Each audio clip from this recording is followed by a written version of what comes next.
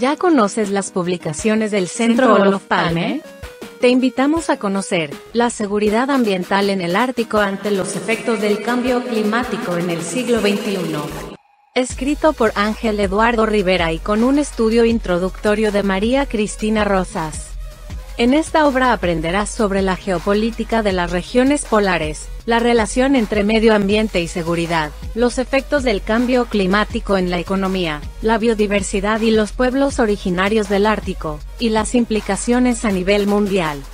Adquiere ya la seguridad ambiental en el Ártico ante los efectos del cambio climático en el siglo XXI.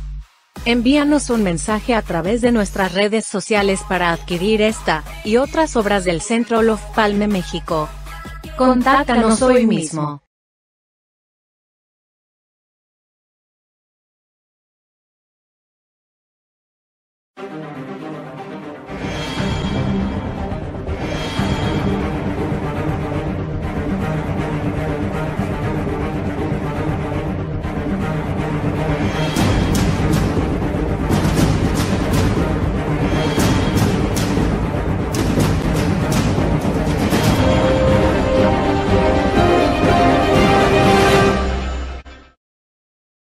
Muy buenos días, sean todos bienvenidos a una sesión más de esta serie de seminarios virtuales que organiza el Centro Olof Palme México alrededor del tema general COVID-19 y la gestión de crisis en un mundo complejo. Soy María Cristina Rosas y tengo el gusto de recibir en este espacio a tres connotados expertos en el tema que nos ocupa el día de hoy, que es COVID-19, zoonosis y salud animal. Es un tema que ha estado presente en los debates prácticamente cada vez que sabemos de alguna enfermedad, aflora también el tema de la salud animal. Y también nos enteramos de situaciones, me parece que muy lamentables, como decisiones que toman gobiernos para, se supone, mitigar la propagación de enfermedades. Yo recuerdo mucho, por ejemplo, cuando tuvimos la pandemia por influenza H1N1, se dio a conocer que en Egipto hubo matanzas de cerdos por el tema de la gripe porcina. De manera más reciente, con el COVID-19, hemos escuchado de matanzas de bisones en Dinamarca. 70 millones de bisones es la cifra que se ha manejado por parte de las autoridades danesas, porque se temía que el COVID que padecían estas especies pudiera ser transmitido a humanos y pudiera efectivamente implicar un retroceso para la lucha que encabeza ese país y el mundo contra la enfermedad. Son temas polémicos y por eso tenemos a los expertos aquí para que nos cuenten más sobre zoonosis, salud animal y este concepto también del que tanto se ha hablado, el de una salud, el One Health. Y entonces les comento, nuestros invitados son Fernando Walsil, Jorge Francisco Monroy López y en un rato más se va a conectar Cristian Gortázar. Me voy a permitir presentar algunos datos curriculares de nuestros invitados. Fernando Walsil es médico veterinario zootecnista graduado en la Facultad de Medicina Veterinaria y Zootecnia de la UNAM. Es maestro en Ciencias de la Salud en Fauna Silvestre por parte del Royal Veterinary College de la Universidad de Londres. Cursó el posgrado en entrenamiento veterinario en manejo y enfermedades de fauna silvestre de la Sociedad Zoológica de Londres y el diplomado en medicina y manejo de fauna silvestre de la propia Facultad de Medicina Veterinaria y Zootecnia de la UNAM. Ha presentado más de 280 conferencias, publicaciones científicas y de difusión a nivel nacional e internacional. Ha supervisado más de 60 proyectos de investigación. Todas estas actividades relacionadas con la medicina y el manejo de la fauna silvestre. Laboró como médico veterinario en el zoológico de Chapultepec y como consultor médico veterinario para otros zoológicos y criaderos en México. Director del zoológico de Chapultepec y posteriormente director general de zoológicos y vida silvestre de la Ciudad de México. Asimismo, se ha desempeñado como presidente de la Asociación de Zoológicos, Criaderos y Acuarios de México entre 2003 y 2007. Ha participado como consultor y consejero en diversas instancias científicas y gremiales. Actualmente ha sido nombrado el punto focal nacional en México para las enfermedades en fauna silvestre por parte de la Organización Mundial de Sanidad Animal, la OIE, en apoyo a la Secretaría de Agricultura y Desarrollo Rural. Ha colaborado en diversos proyectos relacionados con el monitoreo de salud y enfermedades de poblaciones silvestres, médico veterinario certificado en el área de fauna silvestre en el periodo 2016-2021 por el Consejo Nacional de Certificación en Medicina Veterinaria y Zootecnia, profesor titular C e investigador en la División de Ciencias Biológicas y de la Salud de la Universidad Autónoma Metropolitana Unidad Xochimilco. Labora desde 1993 como profesor de asignatura en Medicina y Zootecnia de Fauna Silvestre a nivel licenciatura y posgrado en la propia Facultad de Medicina Veterinaria y Zootecnia de la UNAM. Y pues nos da mucho gusto recibirlo nuevamente en este espacio, es un gusto. Además quiero decir, Fernando, felicidades por el lobo gris, qué hermosa noticia. Me encantó ver los videos que subió la jefa de gobierno con el lobito y sus primeros aullidos. Es un triunfo también esta serie de acciones que ustedes han emprendido. Muchas felicidades, Fernando, y muchas gracias por estar aquí. Gracias a ustedes por la invitación. Presento también a Jorge Francisco Monroy López. Él es médico veterinario, zootecnista y maestro en ciencias veterinarias, egresado de la misma institución en la UNAM. Es profesor definitivo de tiempo completo del Departamento de Medicina Preventiva y Salud Pública de la misma facultad, donde labora desde hace 38 años.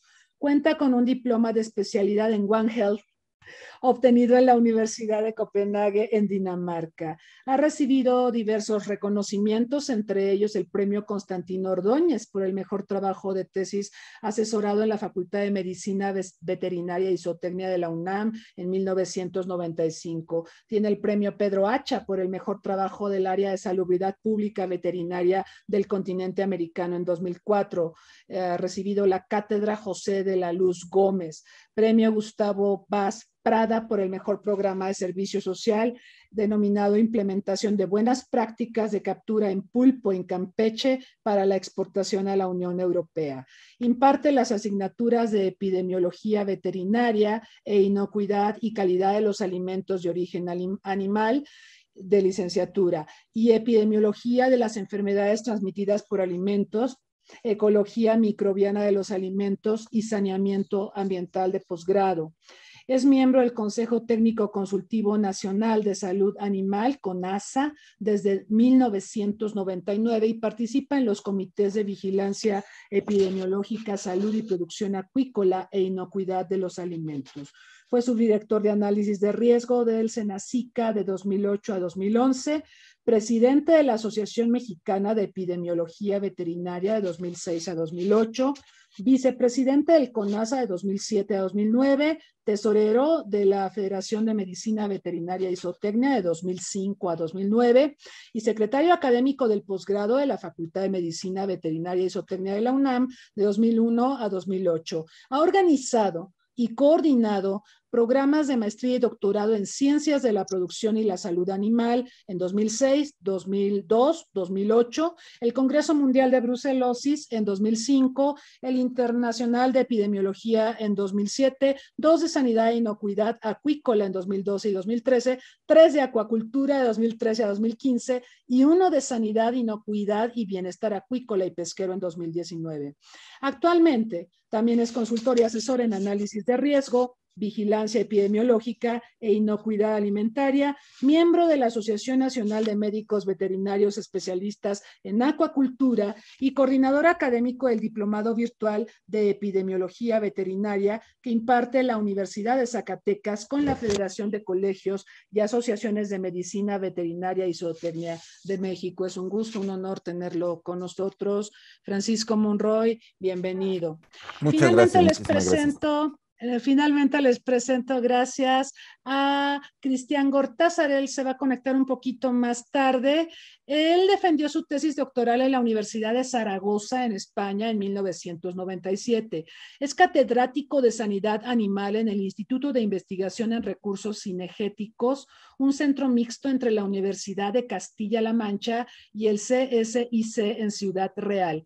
Ha dirigido más de 25 investigaciones doctorales y es coautor de unos 450 artículos científicos. Su actividad investigadora combina ecología y ciencias veterinarias para aportar soluciones a problemas sanitarios emergentes como la tuberculosis o la peste porcina africana.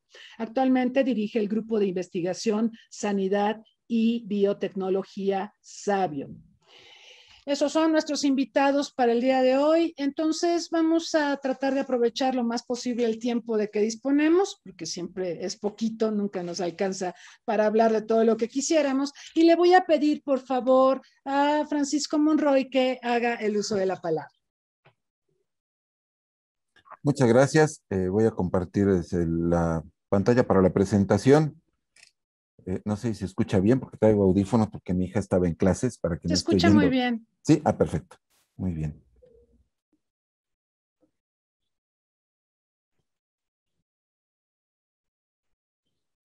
Bueno, y también para no rebasar el tiempo, tengo mi cronómetro aquí que pongo.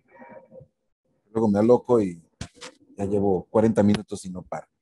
Bueno, antes que nada quiero agradecer la amable invitación a participar en este seminario tan interesante y que, bueno, efectivamente nos tiene a todos esta enfermedad con los pelos de punta y con decisiones que se han tomado sobre la marcha, porque no tenemos una planeación, no tenemos una preparación para enfrentar este tipo de problemas, lamentablemente, ¿no? Entonces, empecemos por el principio, por el concepto de zoonosis. Este ha ido evolucionando con el tiempo. A mediados del siglo XIX, el concepto zoonosis se entendía como enfermedades infecciosas que nosotros humanos adquiríamos a partir de los animales, posteriormente de los animales domésticos, posteriormente ya se hablaba de enfermedades infecciosas adquiridas o que son transmitidas por cualquier animal vertebrado, ya sea doméstico o silvestre, y ya en los últimos 50 años, 60 años, el concepto que ha prevalecido es la propuesta de la Organización Panamericana de la Salud en términos de enfermedades e infecciones que de una manera natural se transmiten entre los animales vertebrados y el hombre. Es decir, no es un problema privativo que nosotros adquiramos de ellos, sino que debemos de entender que somos animales exactamente igual que ellos y que por lo tanto nosotros podemos enfermarnos de lo que ellos se enferman, pero también podemos enfermarlos a ellos de lo que nosotros padecemos. Para el año 2000, la situación en términos de enfermedades emergentes era básicamente esta, que se resume en este cuadro, un poquito confuso, pero que contiene básicamente toda la información. 1,709 patógenos humanos, de los cuales 832 eran considerados zoonosis, y un grupo de enfermedades emergentes, 156. El 49% entonces de los patógenos eran zoonóticos, el 9% eran patógenos emergentes y 73% de los patógenos emergentes son zoonóticos. Por lo tanto, la probabilidad de que cualquier enfermedad emergente sea de origen zoonótica es de 3-1. Es decir, 3 de cada enfermedades emergentes van a tener un origen zoonótico. Algunas de las que se han reconocido en los últimos años, y no voy a entrar en detalle para no rebasar el tiempo que tengo establecido, son estas que estoy ilustrando. Quizás algunas de las más conocidas o significativas son, por ejemplo, la enfermedad de Lyme, causada por una borrelia, que ya desde hace casi 40 años fue identificada en Connecticut, en Estados Unidos, específicamente en el condado de Lyme, y que se transmite por garrapatas, y que es resultado del tipo de convivencia que tenemos ahora por estar metiéndonos a vivir en bosques y entrar a estos sitios también con nuestros animales de compañía, los cuales adquieren la garrapata y luego la garrapata nos pica a nosotros. Es decir, nosotros nos estamos metiendo dentro de los ciclos de transmisión natural de los patógenos ambientales, digamos. También tenemos enfermedades virales, muchas de ellas. Aquí todavía hasta esta fecha los coronavirus no figuraban como importantes. Síndrome de hantavirus, por ejemplo, otra vez por vivir en zonas boscosas, en zonas de bosques lluviosos, y los roedores pues son portadores naturales de este tipo de agente. lo eliminan a través de heces. La gente pues en sus actividades domésticas barre, limpia, y con el polvo van los virus y se provocan estas infecciones respiratorias graves que tienen un potencial zoonótico también muy importante. Eh, Zoonosis, también, las zoonosis también se pueden clasificar por los agentes, por priones, virus, bacterias, rickettsias, hongos, parásitos. Tenemos muchísimas. La rabia es hoy por hoy la zoonosis más importante en términos económicos por el dinero que se le invierte en México a este problema de salud. Y bueno, ha rendido éxito, ha tenido pues ya metas alcanzadas muy importantes el control de la rabia canina. México ha sido declarado el primer país libre de rabia humana transmitida por perro. Esto ha sido gracias al control que se ha hecho, no en el humano, sino en los perros, justamente. Es uno de los pocos programas de salud pública de la Secretaría de Salud que enfoca sus baterías en el control de la enfermedad, no en el ser humano, sino en los perros. Y esto ya nos da una idea de hacia dónde tenemos que ir, porque esto es justamente el enfoque de una salud. No tenemos que controlar los problemas de salud de los humanos en los humanos, sino tenemos que pensar desde el punto de vista ambiental, y el perro juega un papel como ambiente del ser humano. Tenemos otros problemas de salud, como la toxoplasmosis también, cuando estamos hablando de la zoonosis clasificada por el tipo de animal o especie animal que nos la transmite. Tenemos aquí un listado muy importante. La toxoplasmosis, siempre pensamos en el gato. Muchas colegas cuando se embarazan dudan en si deshacerse del gato o no. Los ginecólogos siempre lo recomiendan: estás embarazada, olvídate del gato, vas a abortar o vas a tener malformaciones. La verdad es que el periodo de eliminación de toxoplasma es muy breve, solamente lo hace una vez en la vida el gato, y tenemos otro tipo de riesgos de infectarnos a través de, a veces, contaminación fecal de verduras o de carne, porque esta enfermedad también tiene una fase no sexual en prácticamente todos los animales de sangre caliente. Y lo que tenemos que hacer es, nuestros gatos, mantenerlos bajo control, no darles carne ni permitirles que cacen. Yo sé que muchas veces ellos tienen o cumplen esa función de control de fauna nociva. Sin embargo, bueno, pueden matar a los roedores, etcétera, pero si nosotros les damos alimentos, no se los van a comer, no van a comerse a estos animales que pueden venir infectados y no se van a infestar. De todas maneras, ¿qué precauciones hay que tener? Bueno, precauciones generales para todas las especies que tenemos en domicilio, pues limpiar sus heces con guantes, usar cubrebocas, usar palitas, cambiar la arena con frecuencia, de preferencia todos los días limpiarla y cambiarla por lo menos una vez a la semana. Sobre todo, pues pedir la asesoría de un médico veterinario. Hay muchísimos ya en todas partes, y esa asesoría pues hay que pagarla, ¿no? Porque de repente en redes sociales se encuentra uno recetas para todo, pero no siempre es lo más efectivo. Las zoonosis también se pueden transmitir por los alimentos. Hay muchísimas. Una que ha sido también se ha satanizado a una especie, al cerdo, por su consumo de su carne. Si comemos carne de cerdo me va a dar cisticercosis, decimos, ¿no? La verdad es que no. Nosotros adquirimos la teniasis a partir de la carne de cerdo. El cerdo tiene los quistes, los cisticercos, son metacestos, es decir, una fase larvaria de la Taenia solium. Nosotros somos el hospedador definitivo. Nosotros se desarrolla el adulto.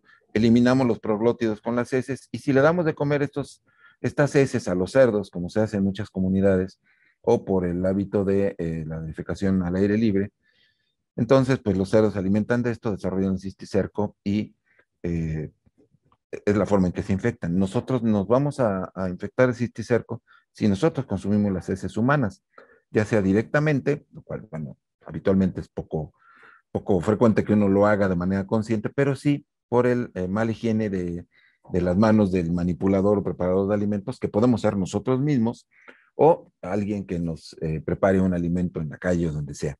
O también a través de consumo de verduras regadas con aguas negras, que no son desinfectadas estas verduras, o frutas como las fresas, etcétera, donde también pueden permanecer los huevos o los proglótidos de la tenia, y nosotros desarrollar entonces el cisticerco. Bueno, a principios de este siglo, este era el panorama con respecto a algunos brotes que fueron atendidos por la Organización Mundial de la Salud.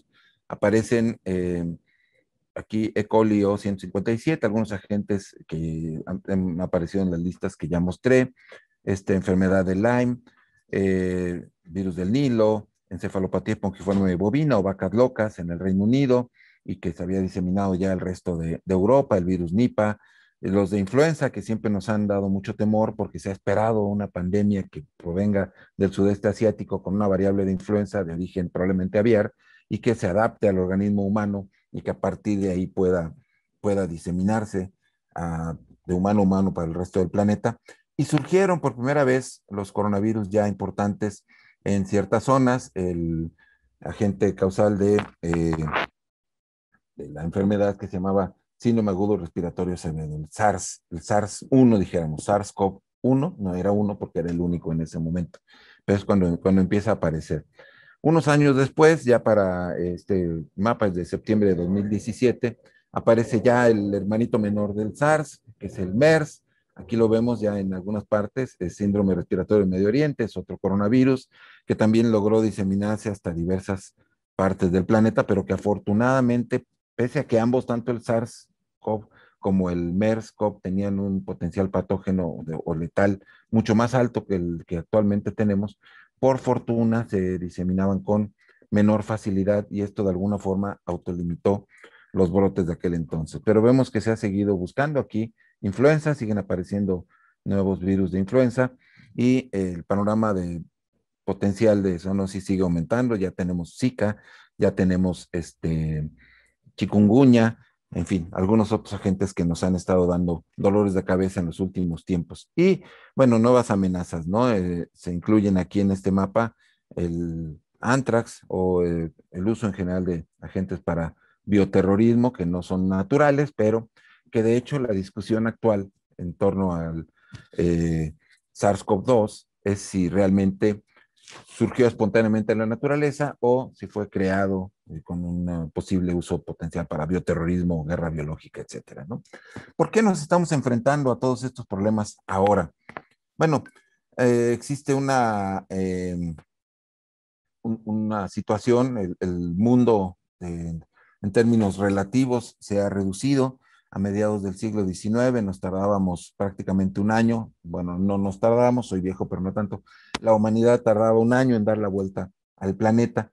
Este tiempo que vemos aquí en rojo ha ido descendiendo, conforme empezó el siglo XX y comenzó la aviación, bajó, y a partir de mediados del siglo XX, ya con la aviación comercial, pues se puede dar la vuelta al mundo literalmente en 24 horas, 48, dependiendo de los enlaces que uno tenga, etcétera, ¿no? Y por otro lado, esta línea verde refleja el éxito evolutivo que tenemos como especie, gracias a justamente todo el desarrollo tecnológico y científico del siglo XIX, con Roberto Koch, con Luis Pasteur, con los grandes microbiólogos, con ya en el siglo XX el desarrollo de antibióticos y de toda la ciencia médica, pues hemos incrementado muchísimo nuestra expectativa de vida, nuestra capacidad de reproducción. Yo pertenezco a una generación que somos llamados los baby boomers porque justamente pertenecemos a familias muy numerosas, exitosas en términos reproductivos, lo cual pues sí es muy, muy bonito, pero vemos estos resultados. Alrededor de 500 millones de habitantes a mediados del siglo XIX, a principios del siglo XX ya llegando a los 1,000 millones y este número 6 veces mayor para el final del siglo XX, ahora que estamos ya terminando, bueno, que ya terminamos la primera quinta parte del siglo XXI, ya rebasamos los 7,000 millones y vamos encarrerados a los 8,000 millones de habitantes. Esto, es decir, reducir el planeta en términos de tiempos y sobrepoblar, inundar, arrasar con nuestro ecosistema o con todos los ecosistemas que nos rodean, es parte de la problemática. Vemos también cuestiones de hábitos. Esta gráfica a mí me gusta mucho porque ilustra en color azul el número de iguanas importadas en Estados Unidos desde 1982 hasta el 94, cómo se ha ido incrementando, y de manera paralela cómo se va incrementando también el número de aislamientos de salmonela marina. Es decir, estamos trayendo agentes potenciales a vivir a nuestra casa de manera voluntaria. Y luego nos preguntamos por qué pasan las cosas, ¿no? Tenemos entonces mejores instrumentos para diagnosticar organismos, hacemos estudios epidemiológicos, hacemos estudios en fauna silvestre y pues nos están interesando más las enfermedades transmitidas por vectores. Esto hace que podamos detectar más zoonosis de tipo emergente. Tenemos la cuestión del comercio de alimentos, no solamente nos desplazamos nosotros, sino podemos comprar cosas prácticamente de cualquier parte del mundo y encontrarlas a la vuelta de la esquina. Y bueno, esto tiene importancia también en términos de inocuidad de los alimentos. En Estados Unidos se estima que 76 millones llegan a enfermar por cuestiones relacionadas con consumo de alimentos, ocasionando 325,000 hospitalizaciones y 5,000 muertos. Las zoonosis emergentes, también asociadas por alimentos, tienen que ver por cambios en la dieta, por cambios en cómo se están comercializando los alimentos, los servicios que se proporcionan, los nuevos métodos para producir alimentos, incluyendo los organismos genéticamente modificados, con todo lo controversiales que son en términos de acabar la biodiversidad, la aparición y el encuentro de agentes infecciosos nuevos o reemergentes y pues al incrementar nuestra población y nuestra expectativa de vida, también se incrementan las poblaciones llamadas de alto riesgo. Este siglo han cambiado entonces muchas cosas. Antes las zoonosis eran enfermedades meramente ocupacionales, después eran enfermedades ya que se ocasionaban por el contacto con animales, pero con el concepto justamente de una salud nos damos cuenta que toda la población está en riesgo de padecer zoonosis por cualquiera de las vías que he mencionado, aunque jamás en su vida haya visto un animal. Bueno, del año 2000, lo que presenté hace rato en unas diapositivas a la actualidad, han incrementado de 49 a 61% los patógenos. Tenemos 1,415 patógenos humanos conocidos y el 61 son zoonóticos y afectan fundamentalmente a las poblaciones menos favorecidas y más vulnerables. Ya enfocándonos en COVID, bueno, sabemos que surge el SARS o estos coronavirus surgen en murciélagos. Hay hipótesis relacionadas con, bueno, se ha demostrado el paso a través de camellos en el MERS y se ha demostrado también la posibilidad de que pase a civetas, pangolines o inclusive serpientes, y la hipótesis es si alguna de estas es la que nos lo transmitió a nosotros, ¿no? Aquí está la información relacionada con el SARS, no voy a entrar en mucho detalle, simplemente por fortuna no llegó a mayores, unos cuantos países afectados y unos cuantos miles de casos en el planeta. El MERS fue un poco más focalizado. Y bueno, tenemos también antecedentes de coronavirus en general en enfermedades de animales domésticos que hemos conocido y que nosotros estudiamos en la carrera y que han afectado a las poblaciones y que han tenido un mayor o menor impacto en la productividad, como la gastroenteritis transmisible o la diarrea epidémica porcina o la bronquitis infecciosa aviar o coronavirus que afectan a los perros o a los gatos. Y bueno, ahora el que ya conocemos, ¿no? Tampoco voy a entrar mucho a estos detalles, simplemente el agente que es el SARS-CoV-2, quizás nos interesa saber que la proteína Spike o espícula tiene una importancia muy grande porque esa es la llave con la que entran nuestras células y ese es también con lo que se ha logrado desarrollar pues las vacunas para la inmunidad. Tampoco voy a entrar en detalles, simplemente que este es el esquema de cómo se presenta en seres humanos. Esta es la probabilidad de identificar al virus, normalmente a través de las pruebas de PCR, que son las más comunes y las más eficientes, pero en realidad la capacidad de infección es mucho más amplia, es decir, podemos desde antes estar transmitiendo, que ese ha sido el problema fundamentalmente, y después de enfermar podemos seguir transmitiendo, inclusive vacunados. La vacunación no evita que nosotros nos infectemos, solamente disminuye el riesgo de padecer un cuadro grave y sobre todo de morir, que también podemos morir vacunados, ¿sí? Pero hay menos probabilidad y tenemos un potencial todavía de transmitir la enfermedad. Este es el panorama. Al día de ayer a las 4:21 de la tarde, vemos que en Norteamérica sigue siendo noticia en términos de COVID, la India, Sudamérica, Chile, ya sabemos que esto es así. México, con nuestro semáforo multicolor, ¿cómo dicen? Sandía, que es verde por fuera y rojo por dentro. En fin, la Ciudad de México ya va de vuelta a amarillo, vemos la península de Yucatán otra vez tomando colorcito y no dudamos que en unos meses, lamentablemente, las cosas vuelvan a estar rojas en buenas partes del país si seguimos manejando la situación como hasta ahora. ¿Qué debemos saber en términos de coronavirus hacia los animales? Bueno, no sabemos el origen exacto del brote, no existe una evidencia 100% segura de que los animales tengan un papel importante en la propagación del virus hacia el humano. Con base a la información limitada disponible hasta la fecha, el riesgo de que los animales transmitan COVID-19 a las personas se considera insignificante y se necesitan, por supuesto, hacer más estudios para comprender si diferentes animales podrían resultar afectados por COVID-19 y cómo. Y seguimos todavía aprendiendo. Esto no voy a entrar en detalle, estoy seguro que Fernando lo va a mencionar en unos minutos, la aparición de COVID en felinos desde el año pasado y en otras especies, en gorilas. Simplemente este resumen que presenta la Asociación Americana de Médicos Veterinarios, en donde nos damos cuenta de la dimensión del problema en animales, que es mínima. Vimos los millones de seres humanos afectados, y comparamos aquí 115 gatos, 81 perros, 27 felinos en cautiverio, 3 gorilas. Es decir, los animales sí se pueden enfermar, ¿sí? Pero a partir de nosotros, no espontáneamente, pese a que es una enfermedad de animales, pero por allá aislada en alguna región y que nosotros hemos diseminado y nosotros en todos los casos hemos sido los que contagiamos a los animales. Capítulo aparte merecen las granjas de bisones, efectivamente, porque ahí ha habido un cierto potencial de transmisión y de desarrollo de nuevas cepas, etcétera, y por eso se tomaron las decisiones, primero en España, luego en Bélgica y finalmente en Dinamarca, de acabar con estas granjas de animales que no eran ejemplares de zoológicos, sino que son granjas de producción. Entonces se tomó, como en cualquier granja se hace, una medida sanitaria extrema, que es el sacrificio y la destrucción de ellos, con pésimos resultados, por cierto, porque los enterraron a muy poca distancia y ya decían que eran bisones zombies porque estaban saliéndose de la tierra y no sé qué, pero bueno, se hizo el esfuerzo. El papel de los veterinarios en el manejo de la pandemia, para bien o para mal, ha sido importante.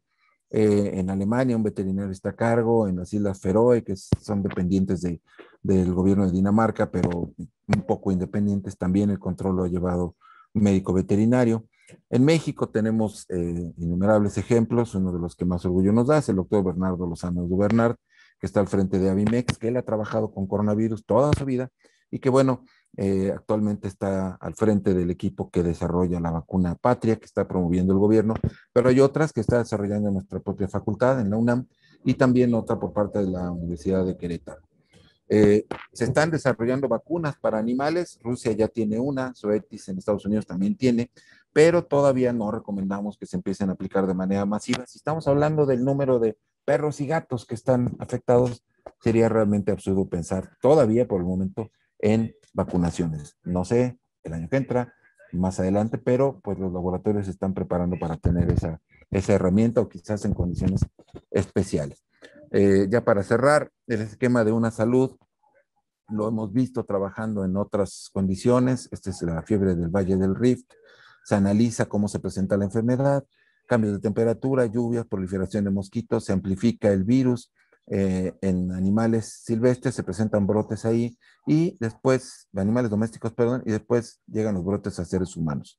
De manera coordinada con diferentes especialistas trabajando de manera conjunta, se detectan estos cambios, se aplican las vacunaciones de manera oportuna, hay detección temprana y la amplificación ocurre, pero no en esa medida, sino en menor, y por lo tanto los brotes en humanos son más controlados. Ese tipo de estrategias son las que tenemos que seguir. Y justamente lo que sigue no es esto, sino estrategias como la que se anuncia apenas esta semana en cuanto a México, que se adhiere a una iniciativa francesa para la prevención de riesgo de emergencias zoonóticas y pandemias, y en la cual participa nuestra facultad. Aquí está nuestro director, y está el doctor Hugo López Gatell, un poquito escondido porque supo lo que iba a pasar en el aeropuerto y quizás por eso no quiso asomarse demasiado, pero ahí anda trabajando. Entonces, bueno, esto es, creo que me pasé nada más unos cuantos minutos, pero no demasiados, pero esto es un resumen de cuál es el panorama actual que tenemos en este momento. Ahí les dejo mis correos, Monroy, con una sola R,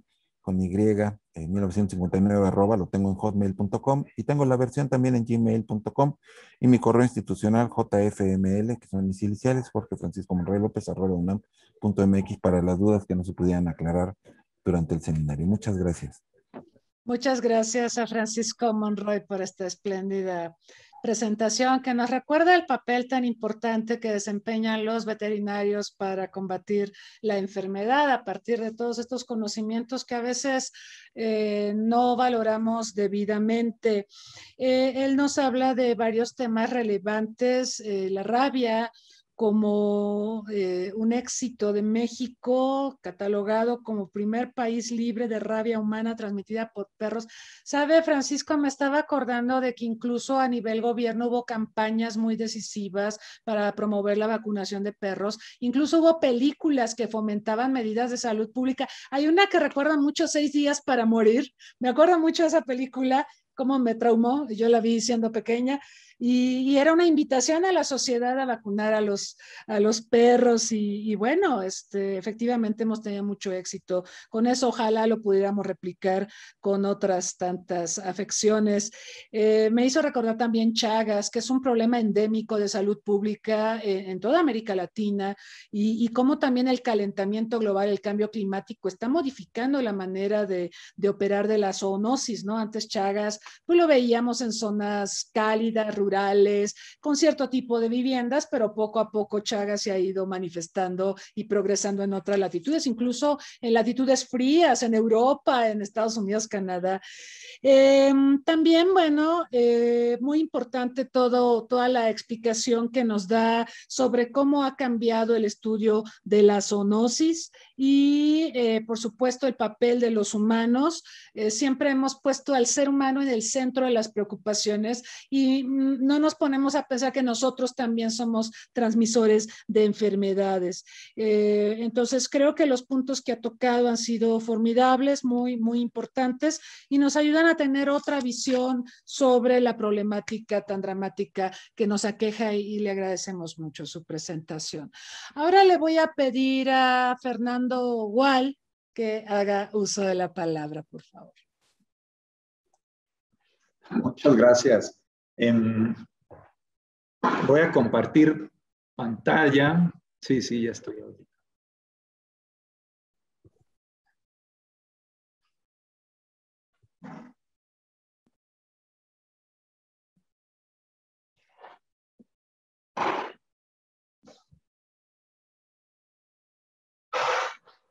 Ahí está ya, ¿verdad? Bien.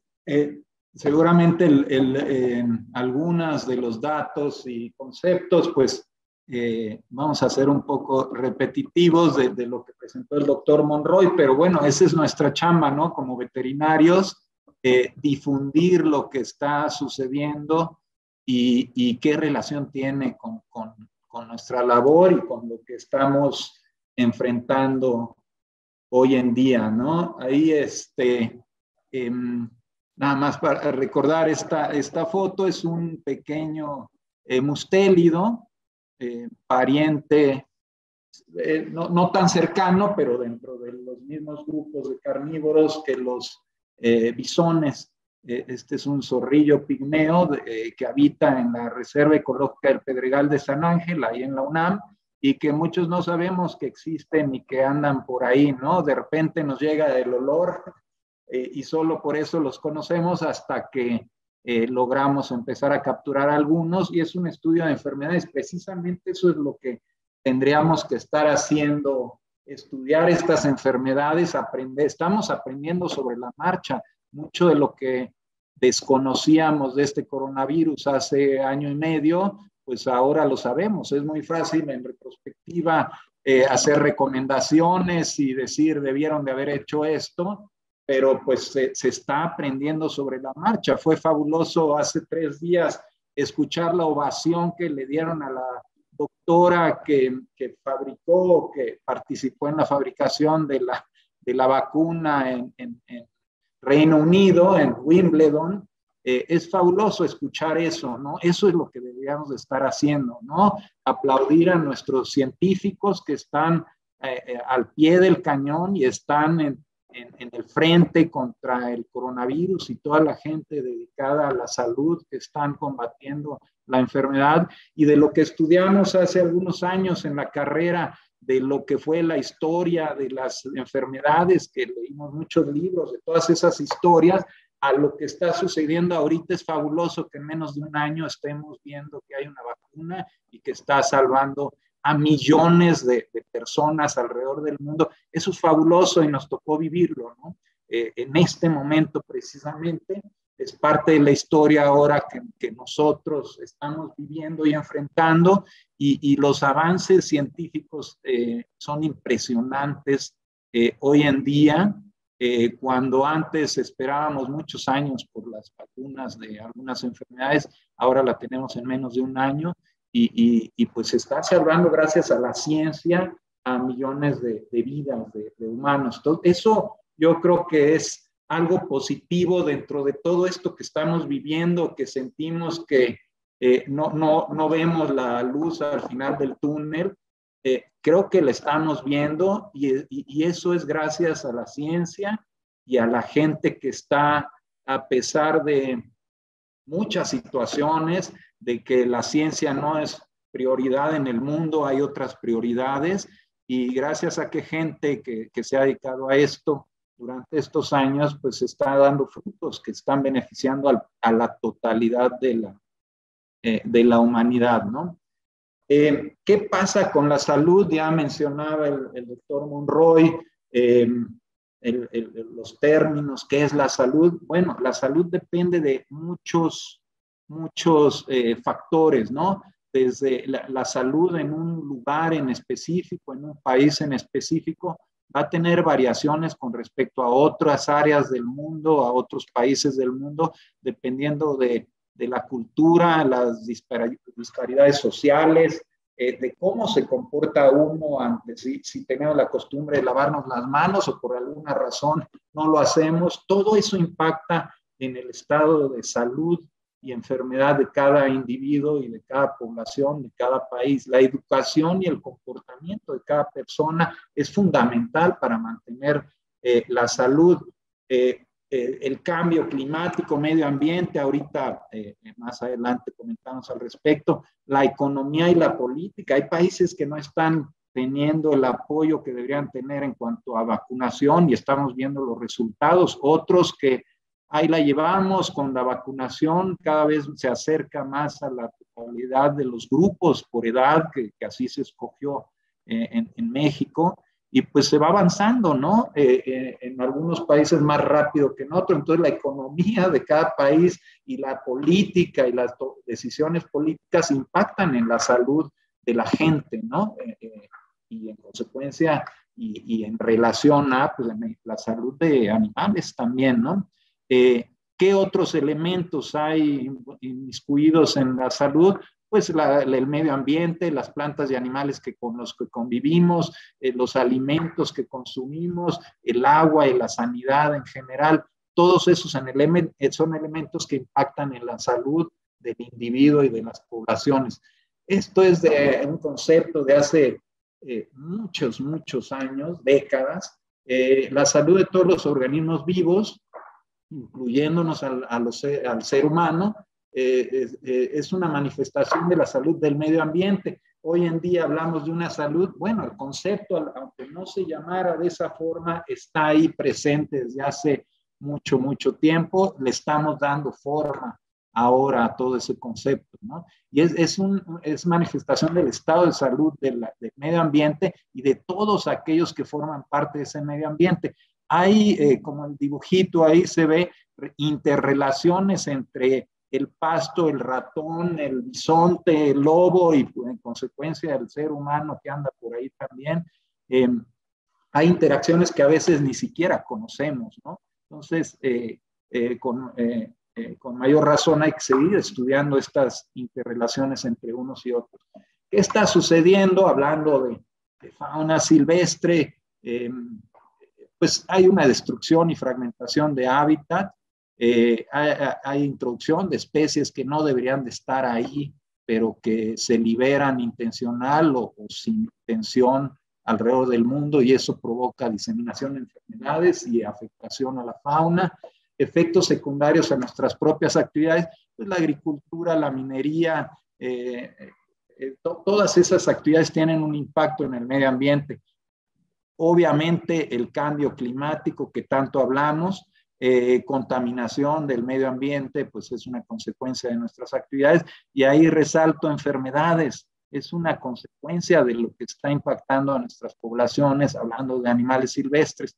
Y hay un efecto cascada que a veces se nos olvida. Cuando se pierde una especie, viene un efecto cascada por esa pérdida que afecta a otras especies. Entonces, como consecuencia de la extinción de una especie, puede haber la extinción de otras especies que están interrelacionadas en ese ecosistema, unas con otras, y unas dependen de otras. Se pierde un elemento de ese sistema, pues seguramente habrá otras pérdidas, ¿no? Entonces ese efecto cascada puede ser muy grave y a veces ni siquiera lo comprendemos, ¿no? Esto también es de hace casi 100 años, pronto celebraremos los 100 años. Aldo Leopold fue un naturalista de Estados Unidos que trabajó en México también, muy reconocido, de los primeros manejadores de vida silvestre como tal, y ya hablaba del papel de las enfermedades en la conservación de la fauna silvestre, y hablaba y decía que se ha subestimado. En épocas recientes, 2, 3 décadas, pues nos hemos dado cuenta que las enfermedades también extinguen especies, ¿no?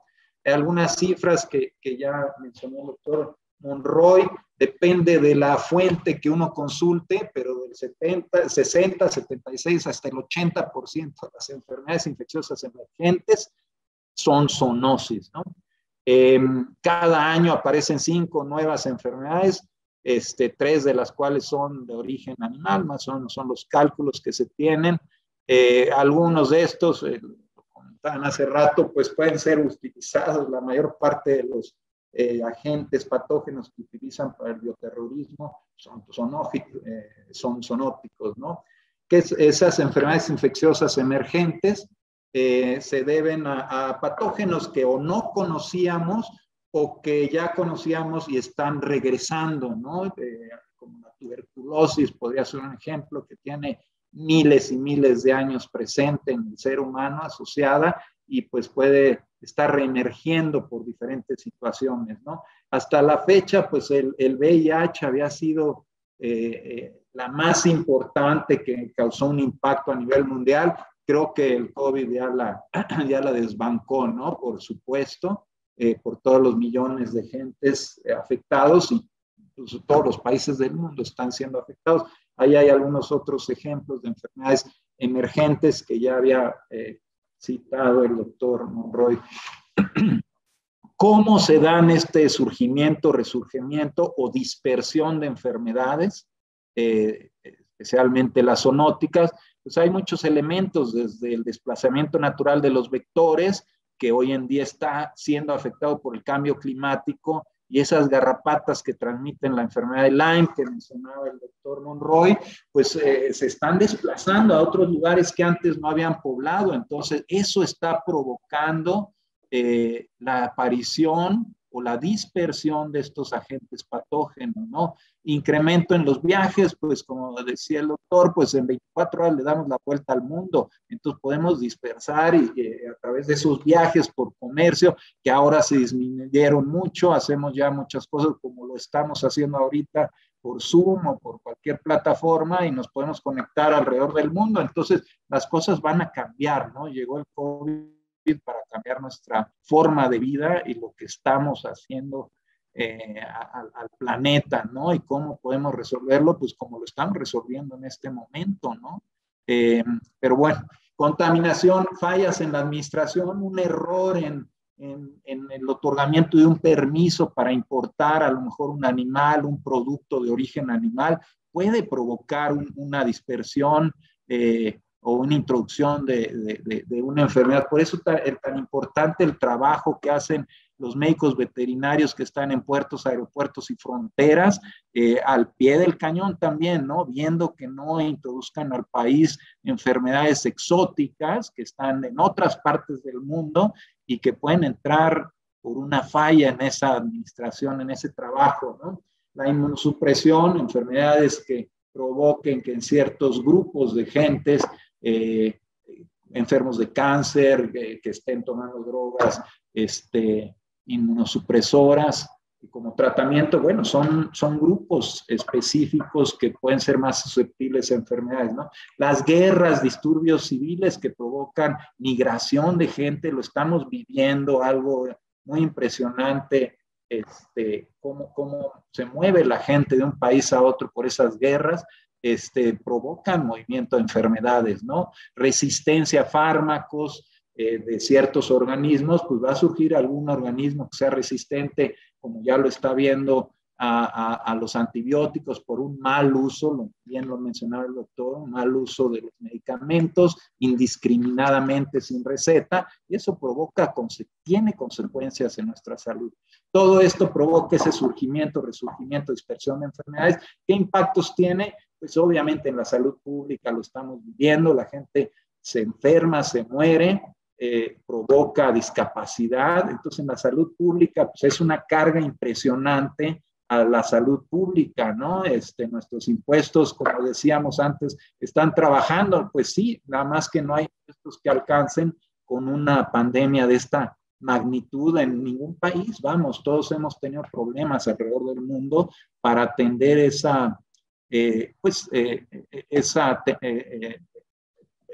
el impacto que ha tenido en la gente y que se tiene que tratar en el sector público, privado. Aquí ya no hay distinción, ¿no? El sistema pues se llega a saturar, ¿no? En la economía, por supuesto que está habiendo un impacto y todos lo estamos viviendo. No hay impuestos que alcancen para pagar todo esto que estamos viviendo, y pues habrá que ver que el presupuesto alcance de la mejor manera, ¿no? Distribuirlo de la mejor manera.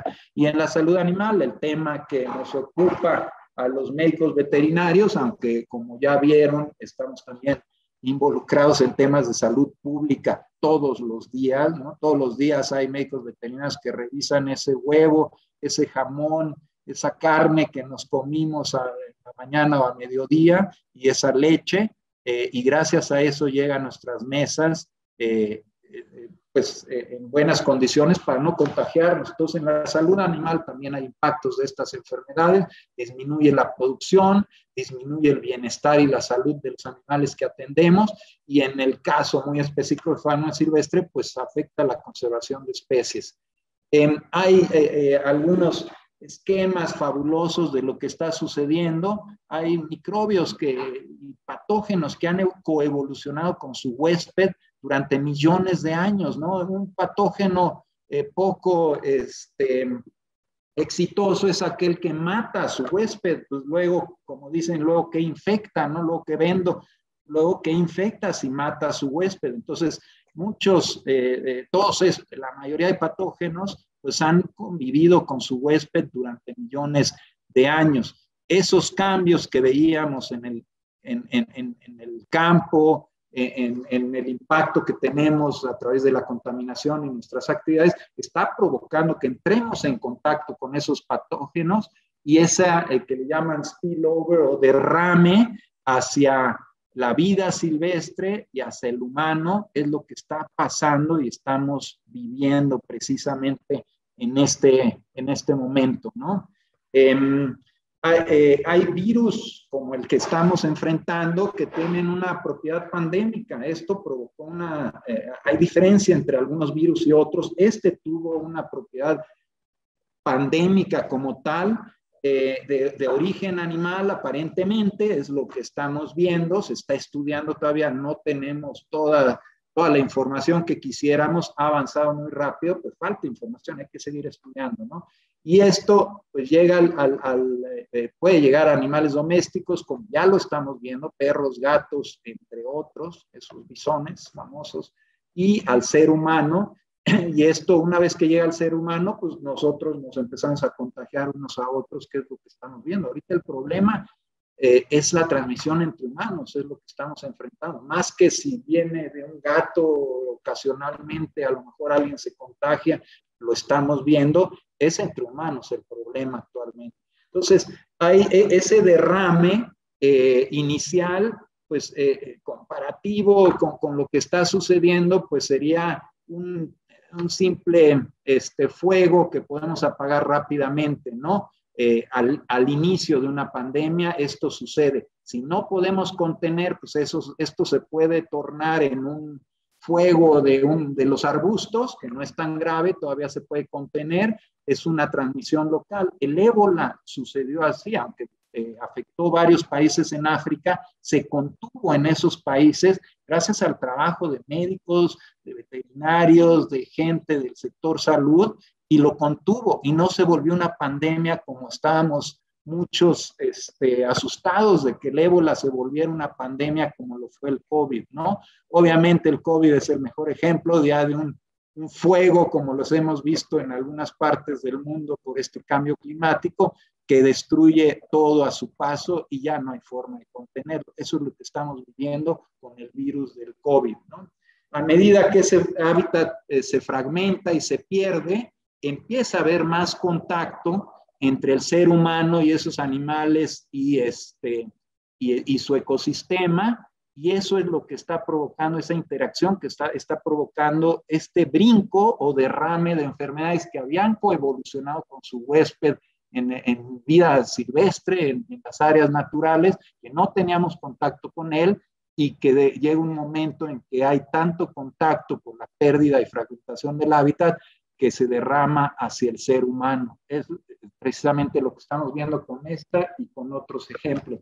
Esta me encanta ponerla porque es algo que esto no pasa en otras partes del mundo y nos lo cuentan, ¿no? Esto pasa en cualquier parte de México. Esta es una foto en Campeche, en Sabancuy, en la que la interfase humano-animales domésticos y animales silvestres se presenta en cualquier parte de la República Mexicana o en cualquier parte del mundo. Estamos en contacto cada vez más cercano con estos animales por la pérdida del hábitat y entramos en contacto con sus patógenos, obviamente, ¿no? Entonces, esta interfase es lo que deberíamos de estar estudiando. Mucha gente ya está estudiando ahí, biólogos, médicos, veterinarios, todos participan en médicos, todos participan en este estudio, ¿no? Entonces tendríamos que estar enfocados a esta frontera, esa interfase entre animales domésticos, silvestres y humano, que es donde surge el 70-80% de las enfermedades emergentes. Ese punto en específico, y que aquí está muy gráfico, ¿no? En Sabancuy, esta es una foto en Campeche, en donde aquí están los potreros con animales domésticos. Ahí había unos guajolotes, ganado, perros, gatos, etcétera, y de la reja con púas para atrás, una área excepcionalmente bien conservada, en donde hay monos, hay aves, hay reptiles, anfibios, hay de todo. Esa es la interfase, precisamente ese punto en donde entramos en contacto con estos patógenos emergentes. Lo comentaba hace un rato el doctor Monroy, en la enfermedad de Lyme.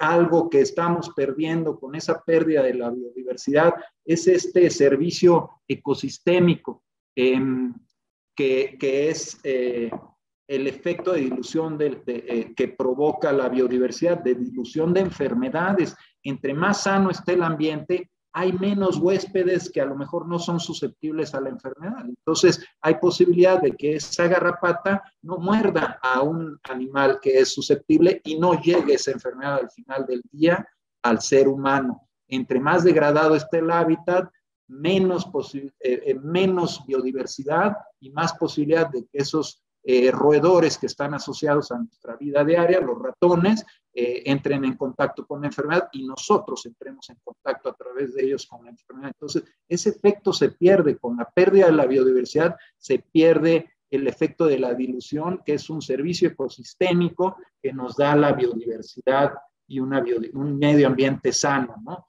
El cambio en el uso de suelo es fundamental en la emergencia de enfermedades. Ese es un campo, me robé la foto ahí de un reporte, al final les pongo la referencia, en donde están muy sonado de los orangutanes que están perdiendo su hábitat.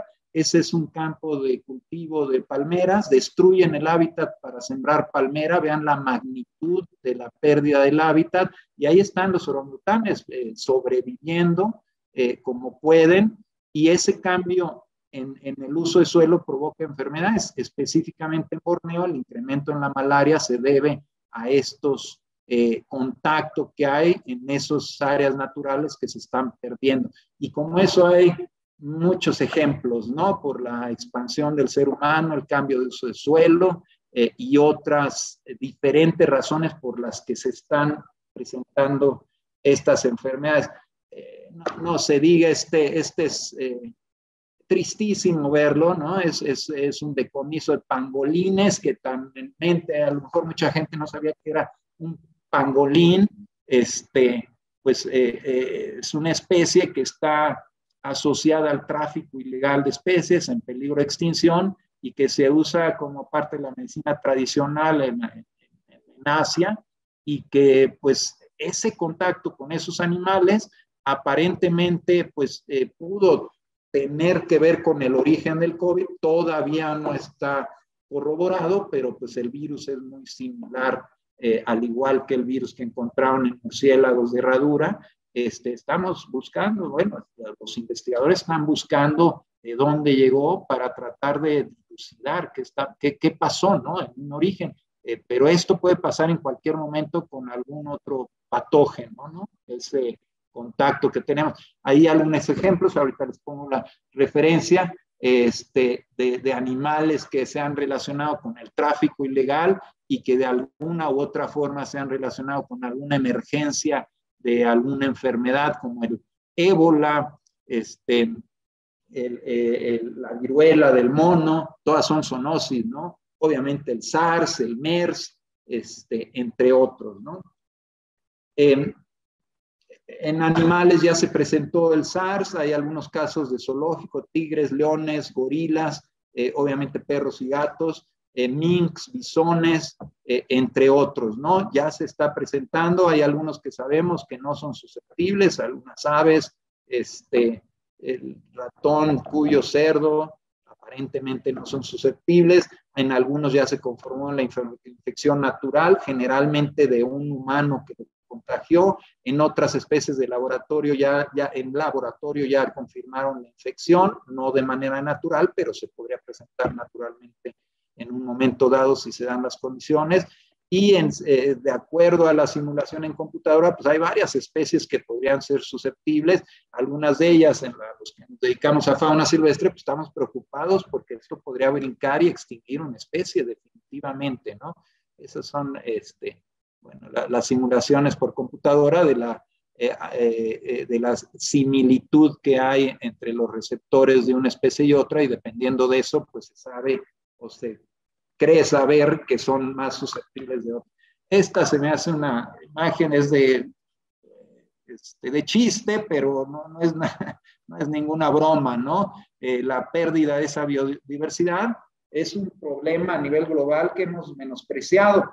Ahí estamos viendo si nos lavamos las manos o no para no contagiarnos, y ahí viene el COVID, ¿no? Pero atrás pues viene la recesión después de todo esto que está sucediendo.